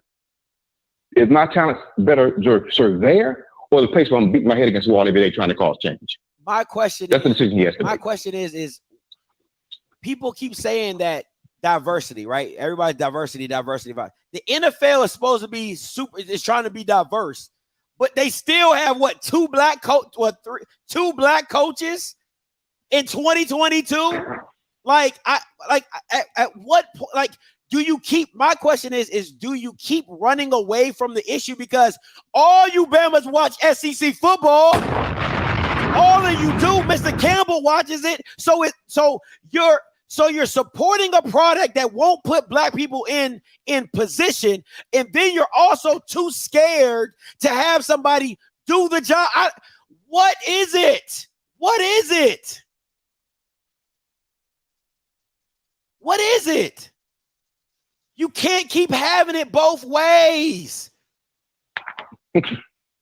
You're watching the product. All you black people on here watch SEC football. All of you.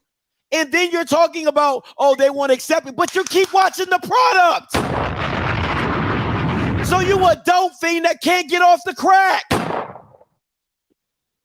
So it's not bad enough You don't have so lack of respect for the SEC that you turn your eyes away from it and you don't watch because you can't help it. But then you want to say, oh, don't put our black people in there don't put black coaches in there because, oh, they won't work. It won't work. They don't accept us. But you continue to watch the product. Make that make sense.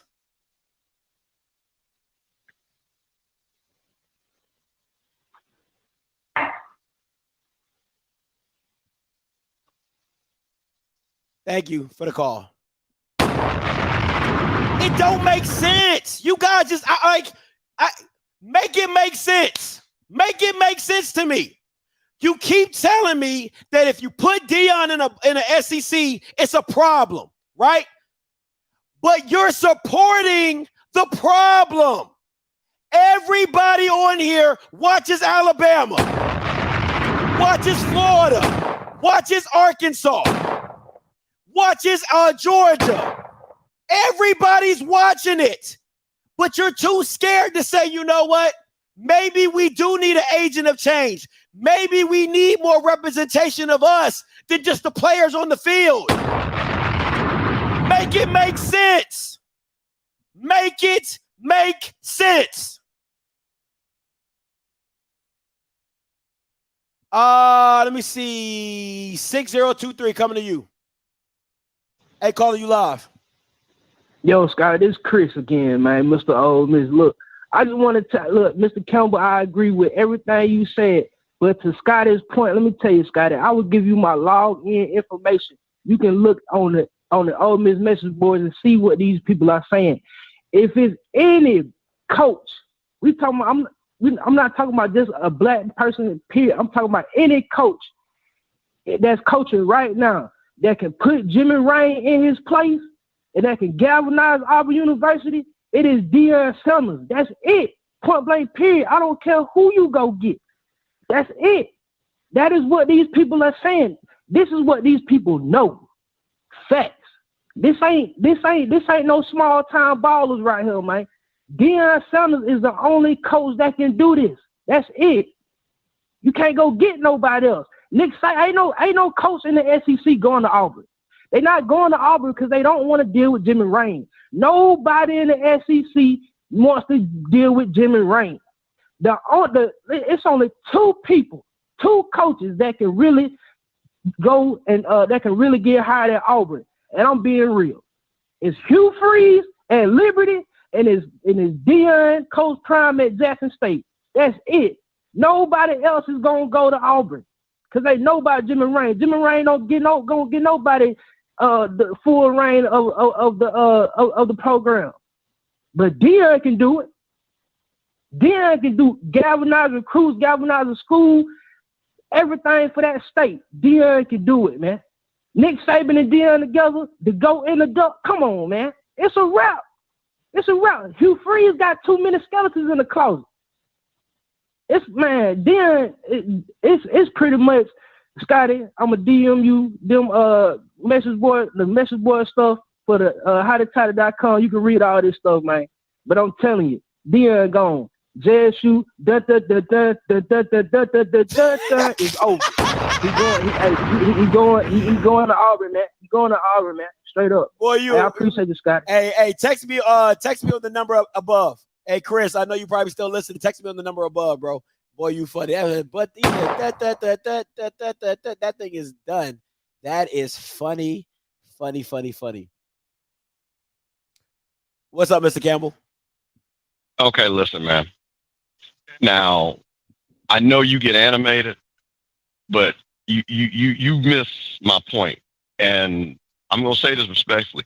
You don't know what you're talking about. First of all, hold on, and let me speak. I didn't say nothing. We are not scared. Oh, no, hold on, because you said I'm never scared. I am part of that change. I went and worked at jobs when we were the first, and I was the only black manager. So I know what that change looks like. All my classmates, my parents, when they were the first one to go to these colleges, we understand what that means. That's not the point. Scotty, Deion can't make the change. It's the white person who has the ability to make the hire that has to make the change. See, that's what you're missing. And then you answer your own question about the NFL. Why do you think Roger Goodell has to have all these incentives just to get interviews for black coaches? Because the white owners do not want to hire black coaches. That ain't got nothing to do with black coaches. All these black coaches want to coach at the highest level. Has nothing to do with scared. Has nothing to do with it. And I watch football just to watch the players because I don't support Auburn, Alabama for what they stand for, or Ole Miss or Mississippi State, because I know what they stand for. But I will watch it just like I watch the NFL. But I'm not satisfied because I'm upset that the SEC, who is damn near 90% black athletes, don't have a black head coach nowhere in the SEC. So don't ever try me like that because, bro, that's not how we roll over here. That makes no We sense. believe in the progression. No, wait a minute. Because you said, I'm trying to get you clear because you said you did not understand. So I'm going to explain this to you. Okay, try. The white person control, wait a minute. Every one of those ADs, majority are white. Like I said, it is going to take somebody that has the courage. And I'm going to be honest with you, most people get along to get along. How many times do you think white people sit around here racist stuff? Now, they might not be racist and they don't check it. They let their white friends say what they say. Now, they know it's not right, but they go along to get along. This is the reality. So it's not about me being scared and me want. No, I want black coaches because majority of the black players have the ability to coach. Why do you think they all coming to the SWAC now and HBCU? Because we're giving them an opportunity. So this is my thing. So I don't ever say that ever again. Because nobody's scared. These black men want to succeed. These black men want to have a chance. But Scott, they won't even give them a chance.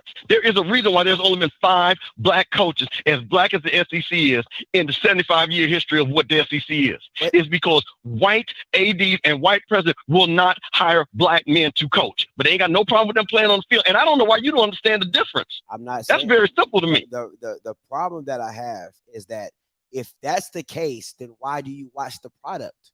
That doesn't make any sense to me. Got it. Okay, wait a minute. Okay, let me answer. No, you went on your ramble. No, you went on your ramble. It's my turn. Okay, that's very, okay, well, I'll let you finish. I don't want to cut you off. Go ahead. Okay, I know you won't. That's what I'm saying. My issue is this, is you come on here and you say, oh, Scotty, you know, they won't hire this, they won't hire that. But if Deion has the opportunity to get hired and he does well at Auburn, that's the same thing as when, to me, I'm gonna just tell you what it's the same thing for me, is when they played the black people and they was like, dang, these black kids are pretty good. We might need to add them to our team to be better. So if Deion comes in there and does well, is successful at Auburn, that might open some eyes to be like, man, maybe we should give these black coaches a chance. Maybe we should have the opportunity. But then to say this, oh, I only watch it because I support the black players. At the end of the day, you still supporting the school because you're watching the product. And the product is pimping the kids. Explain that to me. Okay, I'm going to easily explain that. Because, see, that's what you understood. That's Captain Obvious right there. The whole system is built pimping us. YouTube is pimping you. You could go start your own website and you can put the same video on your website and you take it 10 cents on the dollar from YouTube. So there's no difference, my brother. You could have offscript.com and wait a minute, we could come and watch you on your website, but you're using YouTube. It's all about a white man. It's the same thing. So I can use that same argument. So, Scotty, that argument doesn't fly around here because we are in a systematic situation where this is where it's built. Now, let me go back to the point. I agree with you. We always have the first. That's what we're saying. We want to get the opportunity to prove that we are qualified. Scotty, they will not even give us the opportunity to prove that we're qualified. That's my point. It's not that we're scared to coach. Not that we're scared to challenge. Bro, do you know how many people have walked first so you can walk second? You ain't never walking first. You're always going to walk third, fourth because somebody walked before you. I walked before you. My granddaddy walked before me. I'm here to make sure you don't catch heat. I do it all the time. So you have the luxury of sitting back 3 generations down and say, oh, well, I don't know why y'all saying that. Because you didn't have to go through nothing until you go through something. And then everybody say, oh, I can't believe this is what happens. So all I'm saying is, look at what you played a clip, which proves my point. That was the most racist thing that guy said about Deion. He called him lazy and not intelligent. That guy doesn't sound like he was 80 years old. He sounds like he's probably around your age or between my age and yours. So that has nothing to do with me. It's about the power structure, Scotty, that controls it. So what I'm going to ask you the question, you tell me why these white owners from the NFL or these ADs don't hire black people. You going to tell me none of these guys are qualified to coach?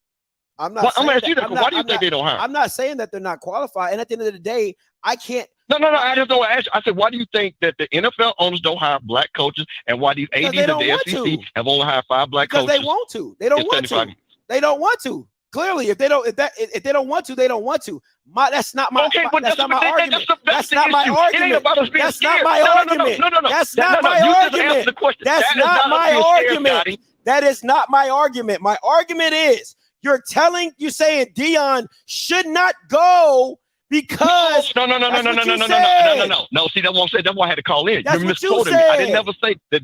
No. Okay, I'm gonna let you finish, but that's not what I said. Go ahead. No.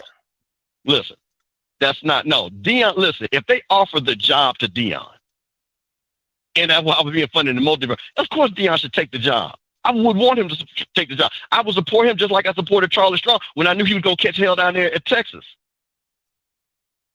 I'm going to support that brother. I'm going to support. I'm like Issa Rae. I support everybody black. Always, all the time. So that's not my issue. It's not about him getting the job. It's about them even giving him the opportunity to get the job. And that's what we're always talking about as black people. We're talking about give us the opportunity. And we don't even want what you all do, like white people do, and have the advantage. We start from behind and still win. And that's what I'm talking about. So no, for anybody that's Gen X and older, no, they're not scared because they went through that. Like I told you, when I worked, and I mean, you've had this, I worked at IBM. I was the youngest black manager in the Southeast. Every time I went to a manager's meeting, they thought I was the damn servant or something. What you doing here? I'm a manager. Well, why are you here? Because I'm smart, motherfucker. That's why I'm here. See, that's the thing I understand. And I was 28 years old, so I was 5 years younger than you. So I understand how this thing works. So I'm just trying to get you to understand is don't say that we're scared. We're not scared. It is about we're looking at the power structure. And what I don't want to have is what they did. Now, I'll leave you with this. Look at what they did to Willie Taggart. Do you think they gave Willie Taggart a fair shake? At Florida State? At Florida State, yes. Yeah, because I mean, he pretty much got the same record as the white guy right now.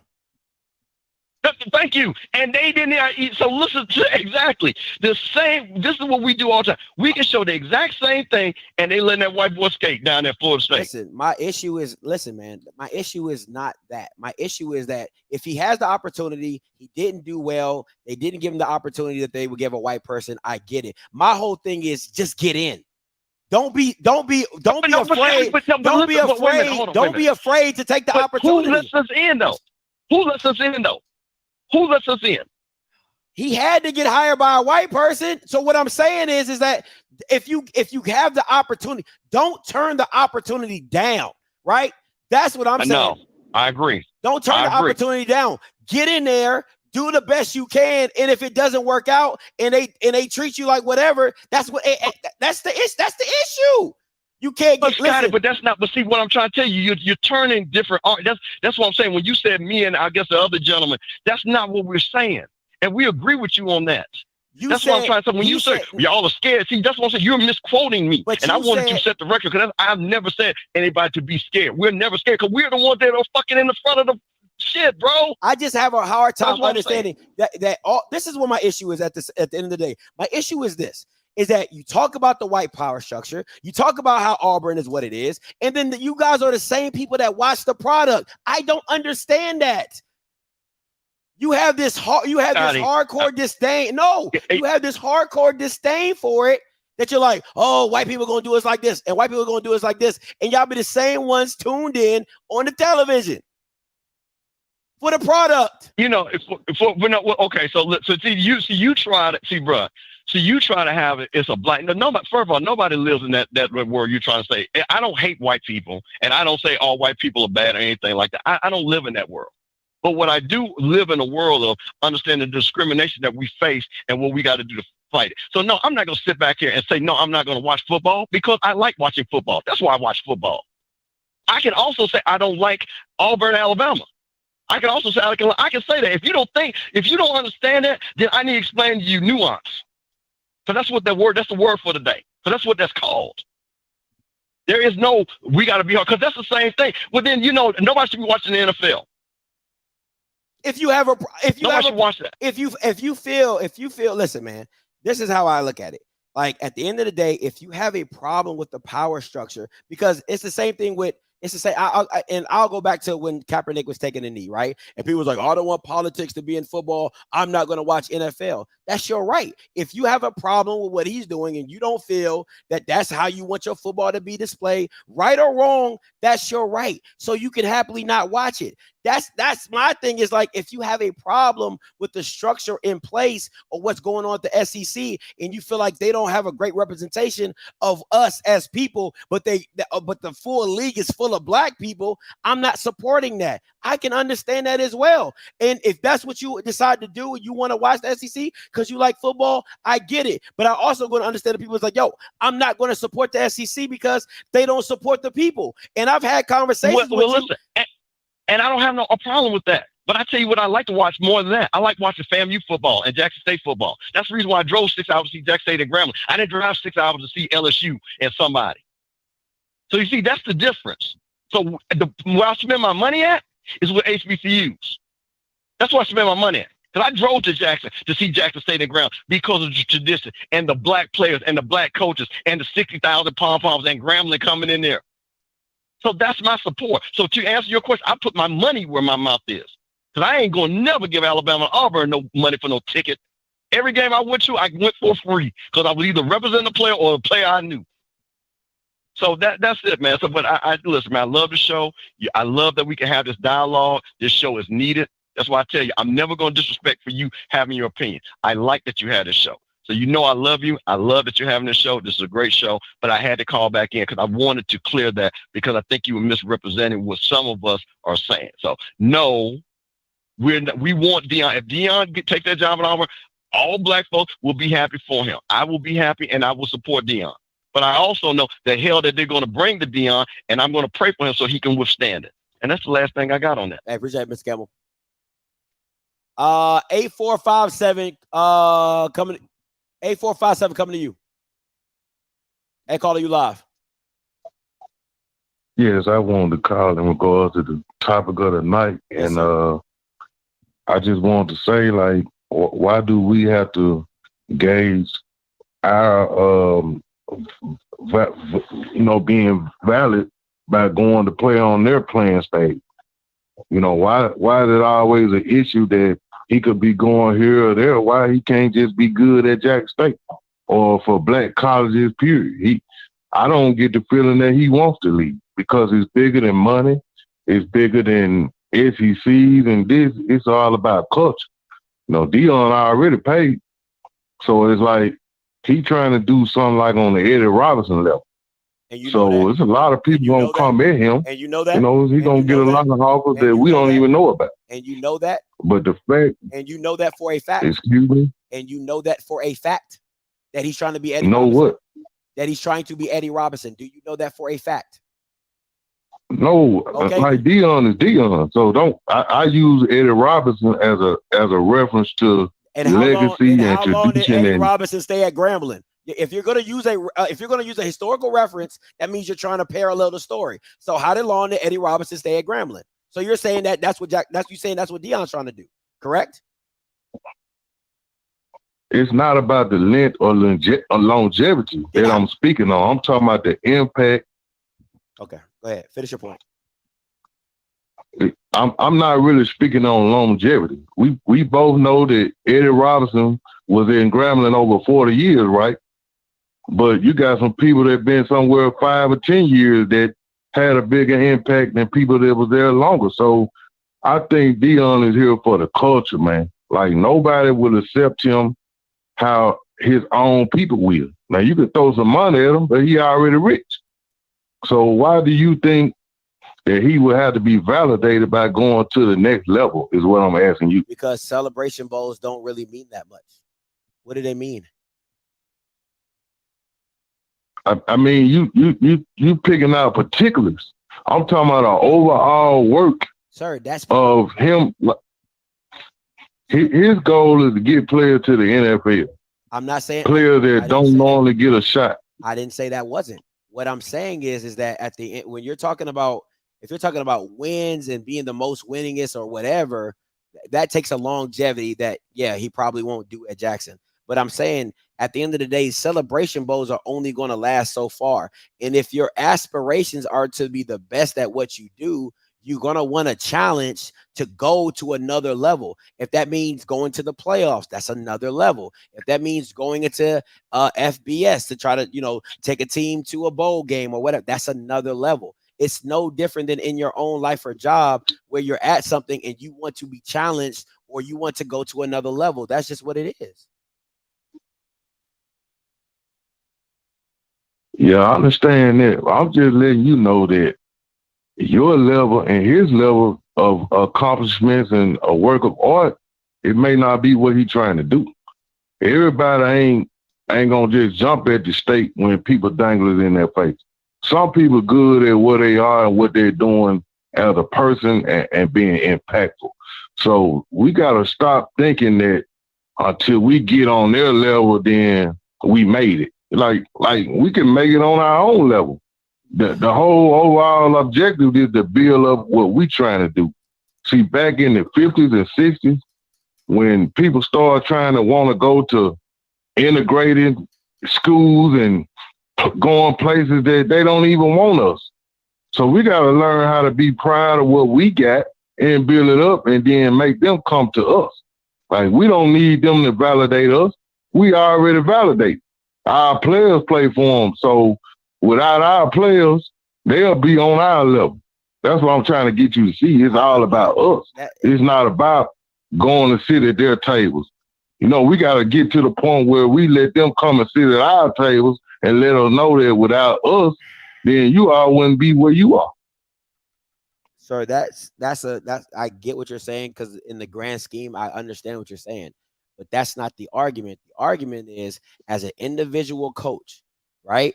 Deion as a coach, like my thing is this, right? If he's trying to come in, if he's establishing change, and change could be how you do business, change could be the talent that you bring in, change could be how you promote, how you market. That's all those aspects of what Deion has infused into the HBCU culture and made people step their game up, promoting, marketing, business, contracts, everything like that. But his personal, listen to what I'm saying to you, his personal goals could be outside of that to say, hey, I want to prove that I can do it at another level. That's all I'm saying at the end of the day. And there's nothing wrong with a person feeling like, hey, I think that I can do it at another level. And it's only so far you can take Jackson State on that level. That's all I've been saying. If he decides to stay, that's good to go. If he decides to leave, you have to respect his decision to say, hey, I want to try something different. That has zero to do with the Black culture feeling as though I can't go back to going to HBCUs. If we get our players back and all that, that has nothing to do with Deion's personal choice. If he decides to, hey, I want to challenge myself to go do something bigger and better at a Power 5 school, that has nothing to do with Black people coming back to HBCU schools. Nothing. I feel you, man. I really do. But my underlying point is, we don't need them to validate us, man. We can do what we do on our own level. Why do we always think that working for them validates us? We can work for us. Like the most influential and successful people believe in themselves on what they own. They don't allow people to influence them and say, well, because for one, nobody wanted Deion 4 years ago. So all of a sudden now, everybody coming at him with this and that, the possibilities, but he good. Like, I really honestly believe, just from personally witnessing these games, the atmosphere, the player interactions, the father figure that he is to these players, like, nobody gonna give him the love that his own people gonna give him. That's what I feel like Deion is all about. He already rich. He don't need money. We give him love in this city. Like, I'm from Jackson. Like, it's bigger than football in Jackson. What we going through right now is bigger than football. But Once again, So that has nothing to do with Deion deciding career-wise if he wants to move. Nothing. He doesn't owe Jackson I'm saying, anything. what inkling have you got that he's not satisfied where he is? That is That's what I'm saying. It's not my. Listen, you Jacksonians have a hard time of hearing. It is not my inkling to say, oh, I heard that Deion wants to leave. No, what I'm reporting is this, is that when Power 5 schools come open, they are going to come calling to Deion. It is not Deion's job to say, oh, I owe Jackson something. It's not his job. That is not his responsibility. If he chooses to take on that responsibility, that is his right to do so. But it's not, he's not charged to put Jackson on his shoulders and carry it everywhere he goes. He does not have to do that. Well, thank you for the call. Double T, double O coming to you. Oh, did he hang up? Oh, no, I got you. Double T, double O coming to you. You live. What's going on, What's man? good, man? With this is about progress. You know, it could be any coach. Just like, you know, black people, they get hired as police officers years ago. It was a white man that hired them, and then, you know, it was black police officers, black captains and stuff like that. And, you know, you happy for a black police officer sometimes. He might cut slack on you, know what I'm saying? Tell you, nah, you don't worry about it. You know, cut you off a ticket. You know he gonna be fair with you. You ain't worried about him trying to, you know, harass you or something a lot of times, you know. So you need black people in every little organization, whether it's white controlled or black controlled. And then as far as this, y'all putting a lot on Deion's shoulders. If administrators been doing their jobs, it wouldn't be on Deion's shoulders to elevate the plus. Or any HBCU, they would already be up there. They would already be competing on a scale already. So y'all saying it's not about validation at all. If he wants to go there, he wants to go there. I never understand this. Y'all talk about these PWIs pimping black athletes and stuff like that. How are they pimping them? They giving them education, food, and all that stuff. And then you got HBCUs. Y'all can't even give them food and guarantee them a scholarship. So who's pimping who?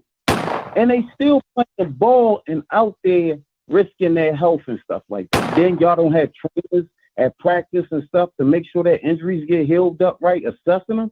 But the PWIs, they pimping. They giving them scholarships, giving them food, giving them good trainers, and giving them a chance to be millionaires or at least get a valid education, but they getting pimped. How does that happen? I mean, I don't understand that. And where's this validation come from? I came here late, Oscar. What is this validation they talking about? Oh, just you know, listen, like, you know, HBCUs love white validation on, you know, ESPN and, you know, having your, you know, just stuff like that, just white validation. Like they're saying that if the white person, it's like if the white person says it's okay, then it's okay. But if a black person, it's like if a black person was selling you something and you be like, oh, I don't want to buy it. Then the white person comes up and sells you the same thing. They be like, oh, I'll take two of them. That's white validation. Let's get this far as football anyway. You play the game to validate that you improve yourself good. That's what you play for. Or else there's no use in even playing a football game. JSU playing a whole SWAC. Each week a team play another team to prove that they better than them. That's what you prove. In NFL playoffs, you play another team to prove that you're the champ. In college playoffs, anything. Every week you proving yourself. That's what the game is for. So stop with this validation or whatever and stuff. It ain't about the white man or something like that. It's about whoever the best going out there to play the best and prove you the best. That is it, rather they white, black, pink, green, or anything else and stuff. Man, but good show. I understand your frustration, man. This progress and 1940s thinking and stuff, man, it's different, man. I don't know, they different. Appreciate the call, good show, bro. dog. No problem. Hey, I'm taking 5 more callers. All right, listen to me very closely. If you're on the call line, I know you guys can hear me. I'm taking 5 callers. If you do not hear your last 4, please hang up. 9387, that's Smash. You're next. I'm going 90. Let me write these down. I'm going 9052. Right? Then I'm going. If you're a member, put your name in the chat. Put your last 4 in the chat. I'm gonna go 0024. Then I'm gonna go 3116. Let me see. I'm gonna go 7467. And then the last one, I'm gonna go 4773. All right, I'm gonna read these numbers out. Smash 9052 0024 3116 7467 4773. If you're not and listen, I'm sorry, Adamson International, you're not a member, so I didn't do it. Oh, no, 0024, you're good. 0024, you're good. If your number was not called, hang up. I'm just telling you that right now. If your number was not called, if your last four was not called, hang up. 9052 0024 3116 7467 4773. Those are my last callers. If you're not part of that, hang up. I'm telling you that right now. Smash, coming to you. Hey, what's up, Smash? Yo, Scotty. Hey, man, listen, bro. I've been listening to this shit about 30 to 40 minutes, man. I really just think a lot of people just going over the points that you're making because a lot of them terrified of Deion leaving. You know what I'm saying? That just is flat out. You know what I'm saying? I feel like everything Deion did right now, he have already provoked change. You know what I'm saying? The drastic impact he made of Jackson State, you know what I'm saying? He's legendary. Mm-hmm. Give him his statue, give him his building, give him his street, give whatever he needs because he did it, or he did enough. You know what I'm saying? I feel what you're saying. It just might be his personal goal to want to coach on a higher level. But you're talking to the same people who just may call him a sellout if he leaves. You know what I'm saying? You got to think about that when a lot of people ain't never had something for real, you know what I'm saying? It's hard to see the bigger picture. You know what I'm saying? Like, Deion I think he should be his next big thing should be the commissioner of the SWAC. You know what I'm saying? Because the same way he helped one school and the same way he helped like smaller schools like Valley, he can help everybody. But he also can promote change on a level, on a bigger level. He can create a pipeline from the damn SEC or whatever big conference you go to of students. Are you not good enough to play for me? You can go play for Jackson State. You go play for them. He can look at them as the JUCOs of the big conferences. You know what I'm saying? It's simply a lot of people just terrified of the thought that him leaving is not. It's just gonna be crazy, you know what I'm saying? So that's what I get from it, bro. But I feel what you're saying. I think Deion, he might got some personal goals to one coach on the next level, and I want to see him coach on the NFL level. You know what I'm saying? The same way he's helped Jackson State. I think people need to look at that. Jackson State helped them too. Jackson State is his stepping stone to get this experience that he needed to get to go to the next level. So why can't it be looked at as a partnership versus a Deion don't want to leave, he got enough money? No, you don't know that man's personal goals, man. Jackson has helped him as much as he's helped Jackson, and I think it's a 50-50 partnership. You know what I'm saying? Yeah. His kids going to school free, they on scholarship. There's a lot of ways to look at it. I just think people they so scared of the thought of him leaving that they just can't fathom that, and that's just what I think, bro. Hey, no problem, Smash. You know I always appreciate the call, my boy. Gotcha, man. All right. Let's see where we going. I said 9052 coming to you. Hey, calling you live. Yeah, I just want to make 3 points. What's your name? Point is, what's your name? Can you hear me? Yeah, what's your name? Joe. Okay, go ahead. Yeah, the first point is Deion gonna be legendary. He was legendary before he got to Jackson State, and he's gonna be legendary after he leaves Jackson State. So that's just it. Second point is we can't expect Deion to not hit his marks. If it was a goal of his to be to aspire to be at another level, that's what it is. When you get a job, you don't want to stay in just being at the lowest level. You want to matriculate to other levels. So, I mean, if that's his goal, that's his goal. And third, we got to stop with this white man, black man stuff. That's a terrible way to think of things. I just think we can't hold Deion to just staying at Jackson State. If he's going to go to another level, we just need to wish him well and thank him for the time he was here. If that's his goal, that's his goal. And this is coming from the JSU thing. I appreciate all you're doing, but if another team come calling, then he got to go. If it's about money, if it's about championships, if it's about getting to the next level, it's just what it is. So that's just me. That's it, man. Thoughts. No, I appreciate the call, man. I like that aspect. I like the perspective of him saying, like, you know, if that's one of Deion Sanders' personal goals and personal aspirations to go Power 5, you know, that's just something he wants to do. That's what's up. Mr. Harris, hang up. I'm not answering your call. I'm taking these last 4 callers, and you're not part of it, baby. All right, 0024. Hey, caller, you live. Hey, Scotty. How you doing, brother? What's good? What's your name? Where you calling from? I'm Terrell from Atlanta. So listen, brother, I've been listening to you guys, and I'm not a member, but I've been listening to you, and I subscribe to your page. I like the dialogue. And so I just want to make one point. I'm a diehard Auburn fan, and I've been watching Deion. I love Deion Sanders. I mean, all of us know that Deion Sanders is a Hall of Famer, and he played baseball, played football, and won national championships, and won NFL championships and won a major league.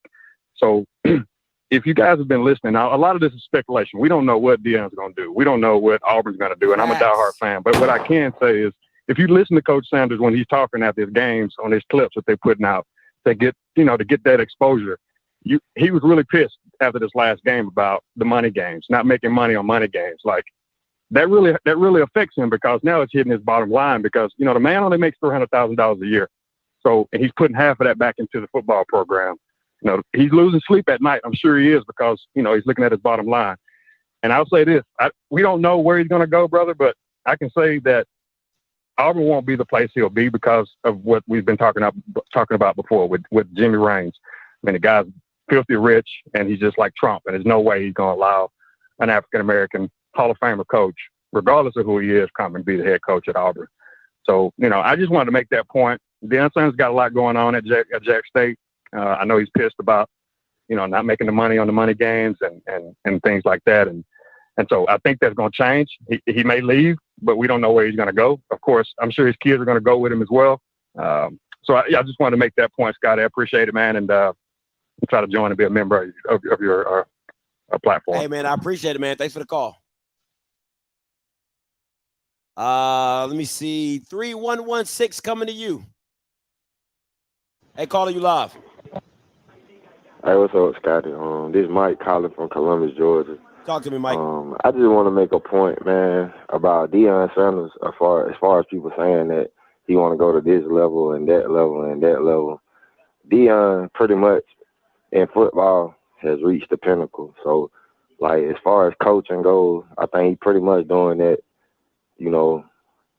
for to bring up HBCUs or whatever. If Deion decide to go Power 5 or Pro or whatever, I think he earned his stripes in football, period. And, I don't think him going to Auburn or Nebraska. I heard that. I seen that on the internet. I was like, that's crazy. Like, ain't no way that Deion Sanders, like, he don't need that to validate himself. Like, I feel like as far as football, period, like, he wanted to go. So it's really nothing to prove for him. Like, as a coach, he could prove something, but let's say he go to Nebraska and lose 10 games in the season, or go to Auburn and go 5-7 or something like that. All that's going to do is put a stain on his legacy. And, if I was him, I'd stay at Jackson State. He probably ain't even going to coach nothing but, like, probably 10 years at the most. He probably ain't going to coach that long period. So I don't really see what he got to prove as a coach besides dominating the SWAC. And as I look at the SWAC standings, what he was saying about the SWAC need to step their game up. I only see 3 winning teams in the whole SWAC. In the SWAC East, I see 3 teams without a win at all.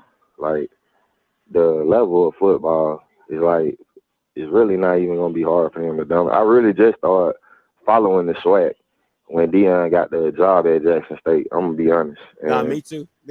Last year it was way more interesting. This year, with all the new players and transfers and all that, and it looks really bad. Like, I think these other schools, they need to up the coaching, the funds, or I hear all the stuff about funding and all that. It's really just talent level at the end of the day. The talent, it just is not there. Like, if you look at the quarterback situations, I think the next best quarterback is probably at Alabama State, the guy who played at Auburn. FAMU looked terrible this year. Alabama A&M looked terrible this year. Grambling, they decent. It just, the talent need to improve. I think that's what really pissed Deion off for real, because he said at the media day, he was like, we got better, but You know, he wonder why his son, y'all wonder why his son's so confident and stuff. It's just not a lot of talent, and I don't see it looking too good unless we can get some better players. Then he got Travis Hunter on top of that. Like, he probably would be looking for a new talent soon, but if I was him, I'd stay at Jackson State. I think maybe he using the leverage to maybe get the same money as a Power 5 coach at Jackson State, but that probably won't happen either. Hey, man, I appreciate the call, What's Mike. your thoughts on that? Well, okay. Right. Okay, no. Stay on. I'll talk with you. My thing is this. I think if somebody's been the greatest at something, it's hard for them to just be mundane at something, right? Like, it's like you want to be great in everything. So it's hard for me to believe that Deion reached the pinnacle of football as a player, and he's like, as a coach, he just wants to be okay. Because, you know, however you want to push it, winning Celebration Bowls in the SWAC and not really challenging. I think the next step would be if let's say he stays in the SWAC for 8 years, right? In that 8 years, you have to go out and play a North Dakota State. You have to. You got to go schedule a Montana. You got to go schedule a South Dakota State. If you're not doing that, or even a lower level FBS school, if you're not doing that, then what are you doing? What are you doing it for? I don't understand. Like, that's like you having a ringer team in a rec league, right? Like, you bring all your boys to a rec league. All your boys used to play overseas basketball, and y'all just dominating this rec league, and you're like, yeah, we the best. And you're like, bro, you won't even go play nobody. You know what I'm saying? So that would, if he decided to stay as long as he stays, all I would be looking for him to do is schedule higher level competition. That's all I could ask from him. Yeah. You know what I'm saying? I think that before Shadir graduate, he gonna go for an FCS title. I doubt it. I doubt that. I doubt that. Yeah, I doubt that. Well, all right, Scott, I'm gonna let you get to the rest of your caller, man. I enjoyed the show, man. Hey, man, tell the SWAC step that game up. I appreciate it, Mike. Appreciate the call, bro. 7467 coming to you. Hey, caller, you live. Man, Scott, I thought this show all night, man. I got 4 points for you. I think regarding the Mr. Campbell situation, where you were asking him why did he watch the SEC, I think he was taking it a little bit personal. That's just my opinion. I think he was taking it a little bit personal because, put it like this, Kanye West pulled Yeezy from Gap. Now Gap got to lay out 500 corporate jobs and two VP jobs. That shows you the power that we'll have. Picture if we start watching the SEC network, they'll notice. My second point, Jimmy Rain pretty much runs Auburn. This man donated $12 million for a culinary science center. Who the hell at Jackson State gonna donate $12 million for these folks to make cake? These folks at Jackson State go to Walmart, they're gonna get a damn Betty Crocker thing with 2 eggs and some milk to make some damn cake. There ain't nobody donating no $12 million for no Jackson State citizen like that to make the cake. And another thing, he ain't going to Auburn because he gonna have to have a whole new theme song. His new theme song will be "I Got Friends in Low Places." That man ain't gonna sing that damn song. That man ain't gonna sing that damn song. And my fourth thing, the call from Jackson, when he said, it's more than football. Man, if it was more than football, why y'all kept bringing the man car, man? Anyway, I'm out here. Scotty, y'all have a good night. All right, bro. You take it easy, bro. That boy said, I got friends in low places. That boy's stupid. 4773, Mr. Harris, since you waited, I'll take your caller last. You're my last caller. 4773 coming to you. Hey, caller, you live. Yo, what's up, brother? How you doing, man? Yeah. Yeah, I'm my name's Earl. I'm from North Preston, Nova Scotia in Canada. So I just called, man. What I don't understand is why can't he go and play against the North Dakotas and all that kind of stuff eventually, like next year or the year after that? Say that again? Like the North Dakotas and all those kind of teams. Like he could play against those teams. When he plays against those teams and he whoops those teams, you're not gonna have to worry about like any money or anything like that, because it's gonna come in. They're gonna be at the top of the food chain in that league, and then after that they can go to the next league, like up to the SEC or something like that, or to the Big Ten, whatever one is not like popular. They need some guy like him. Sir, I say like Jack. Sir. Yeah. This isn't the Premier League, okay? This ain't soccer, okay? You just don't. I beat the team, so I move up to. That's not how this works, okay? This ain't soccer. I don't know what they do it in Canada. I don't know how they work the hockey league up there, but this ain't that. All right, you got to have the financial. You have to have the financial backing to move to another league, to move up in a league. Even if they beat North Dakota State, that doesn't. Yeah, you might win the money game. You might get a nice little payout, but that money's not going to skyrocket you into another league. That's not how this works. So what if they start playing some teams in some of the other leagues and beating them? Then what? All you do is get credibility. That's all you get money and you get some street cred. That's literally all you get. It don't help you move up. So eventually, after you get the street cred and you get some money, eventually you can start doing those things. You're making, maybe you get a better stadium, better facilities, doing some things, and then maybe you can come up a little bit more. You don't think? Sir, you're talking. Yeah. Listen, man. You're asked. Okay, let me ask you this: which one would you want? I'm gonna ask you this question: which one would you want? Would you want a recurring? Let's say every month you got. Let's say every month you were getting $60,000, or would you want to check one time for $100,000? No, of course I want the $100,000. Listen to what I just asked you. I'm gonna give you. I said, would you want a recurring check every month of $60,000, or would you want a one-time $60,000. Okay. Yeah, for sure. Return. Listen, one check is not going to change your life. Okay. Now, if it's a big enough check, if we're talking about 20 million, 30 million, that can change your life. But one check of $300,000 is not going to change your life. One check of $600,000 is not going to change your life. That check goes to bills and all that type of stuff. You want the reoccurring money. That's what Jackson and HBCUs are trying to find out. They're trying to find a way. TV deals. Okay, that's a good point, right? But you have to have right. You have to negotiate a good TV deal, and the SWAC has been horrible at negotiating great TV deals. So I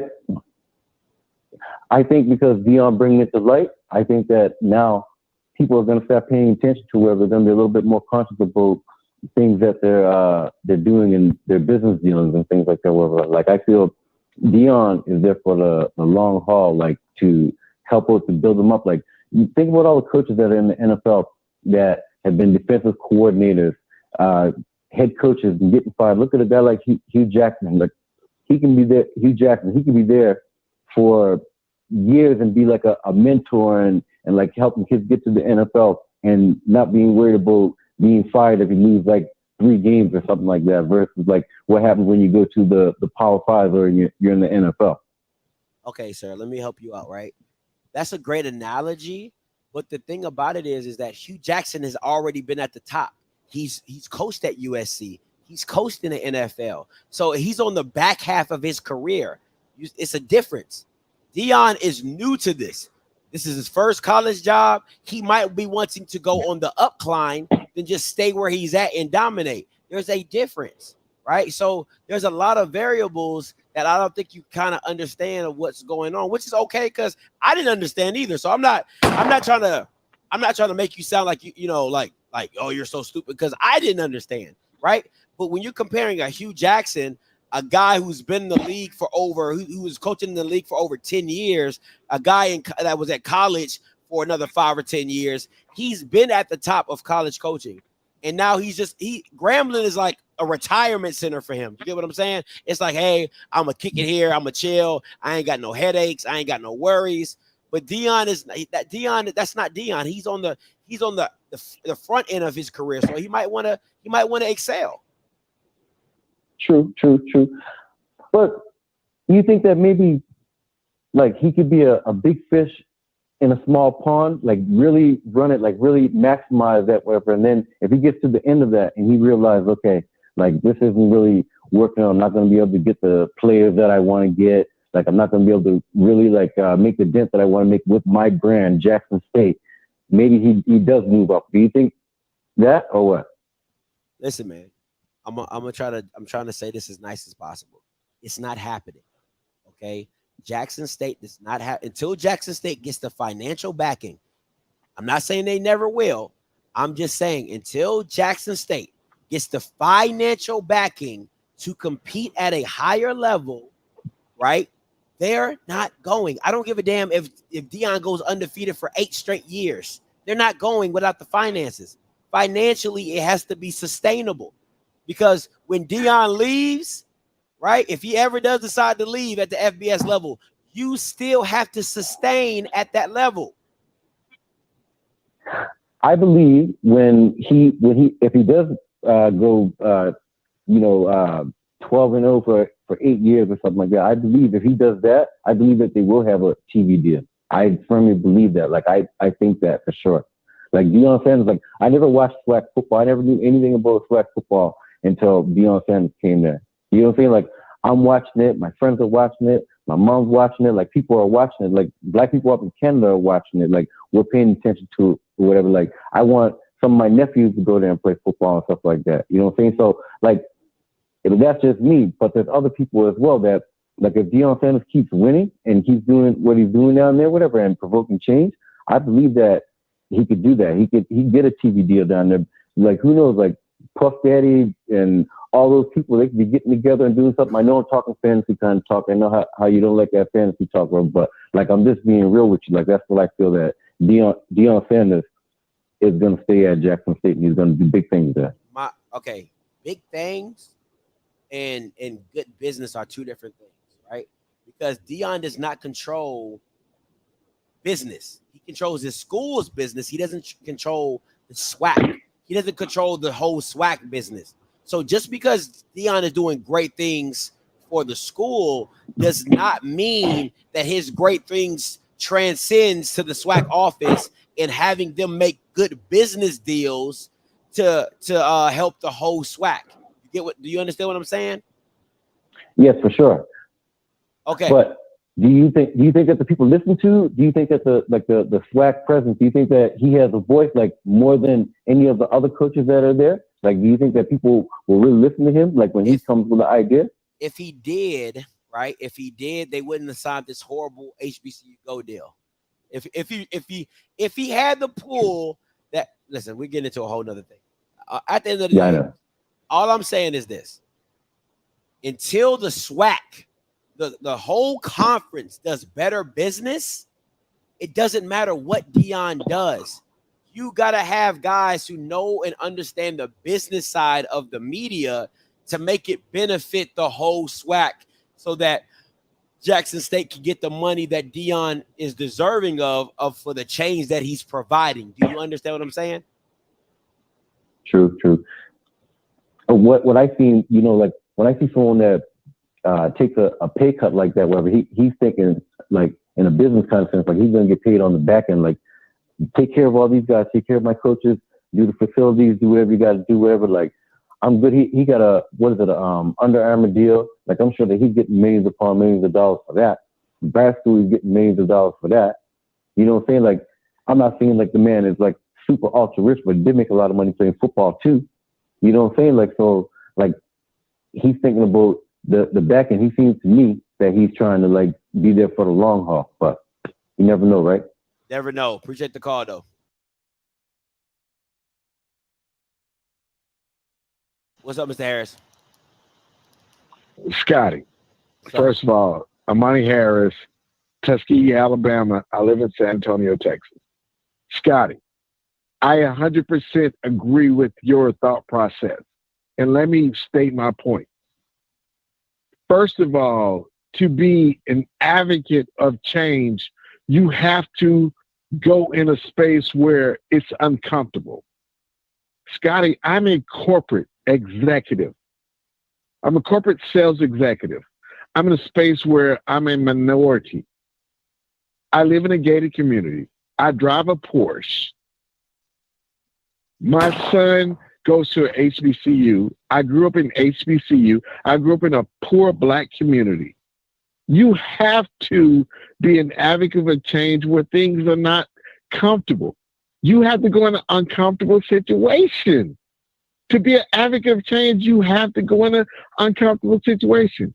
What we're talking about is Deion Sanders is an advocate of change. In order to create that change, he's got to go in He got to go in an uncomfortable situation. He's got to go in a situation where he is going to lose. It's not him being successful. It's being an advocate of change. Scotty, I agree with you 100%. He got to propel. He's got to go in that situation no matter how it turns out. What he does, he brings people behind him. Scotty, our community is scared of change. I'm 49. I'll be 50 years old in October.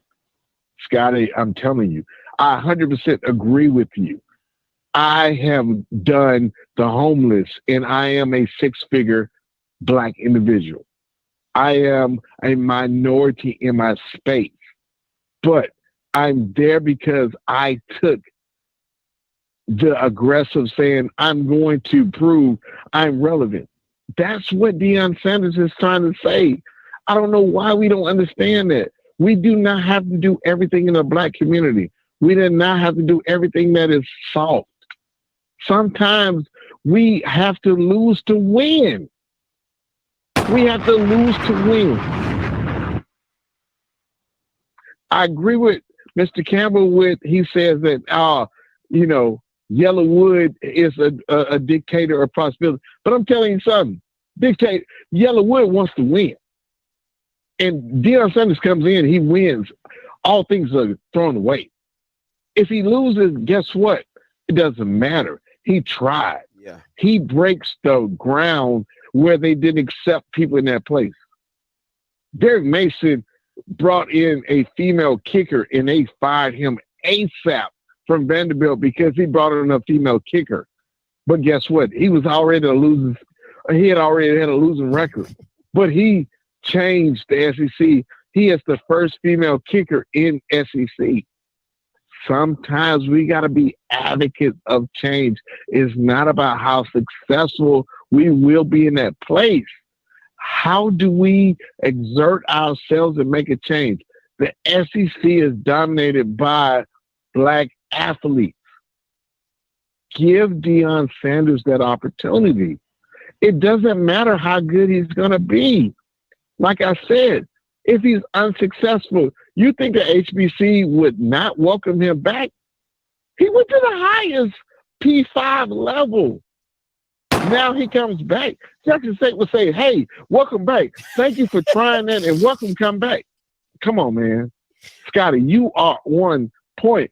That's why I love your platform, because you talk about how do we make a difference and how do we get away from the norm. Come on, man. I'm telling you, y'all are missing a point. We are breaking ground. Am I right, Scotty? Hey, listen, I agree with you. It ain't nothing. I agree with you. If somebody says I disagree, you can't just be a change agent. You have to be a successful change agent. Success is like everybody can't be successful. Like everything doesn't always work. You know what I'm saying? Like sometimes, it could be like even what Mr. Campbell said in some aspect, like, you walk so I could run. You know what I'm saying? Even him getting in the door, him bringing his bravado, maybe that loosens up Auburn fans to be like, you know what? Let's try it again. Because you don't never know what you don't know. You know what I'm saying? Deion could get in there and literally change the whole scene of what he is if he's the agent of change. And if he gets in there and he fails, okay, then Auburn can go back to they still irrelevant. I mean, they're not irrelevant, but they're not winning. So they can go back to not winning again. You just have to, I just feel like you just have to try. You know what I'm saying? That's at the end of the day, just try to make a change. Scotty, let me give you this insight and I'll get off. Okay. Alabama and Auburn. It's such a competitive landscape. They look for, when I'm saying Auburn, they look for any advantage because Alabama is the dominant program. But when I say that Alabama and Auburn is a civil war, like literally Iron Bowl, you can drive around the state at 100 miles per hour because guess what? The state troopers are watching the Iron Bowl game.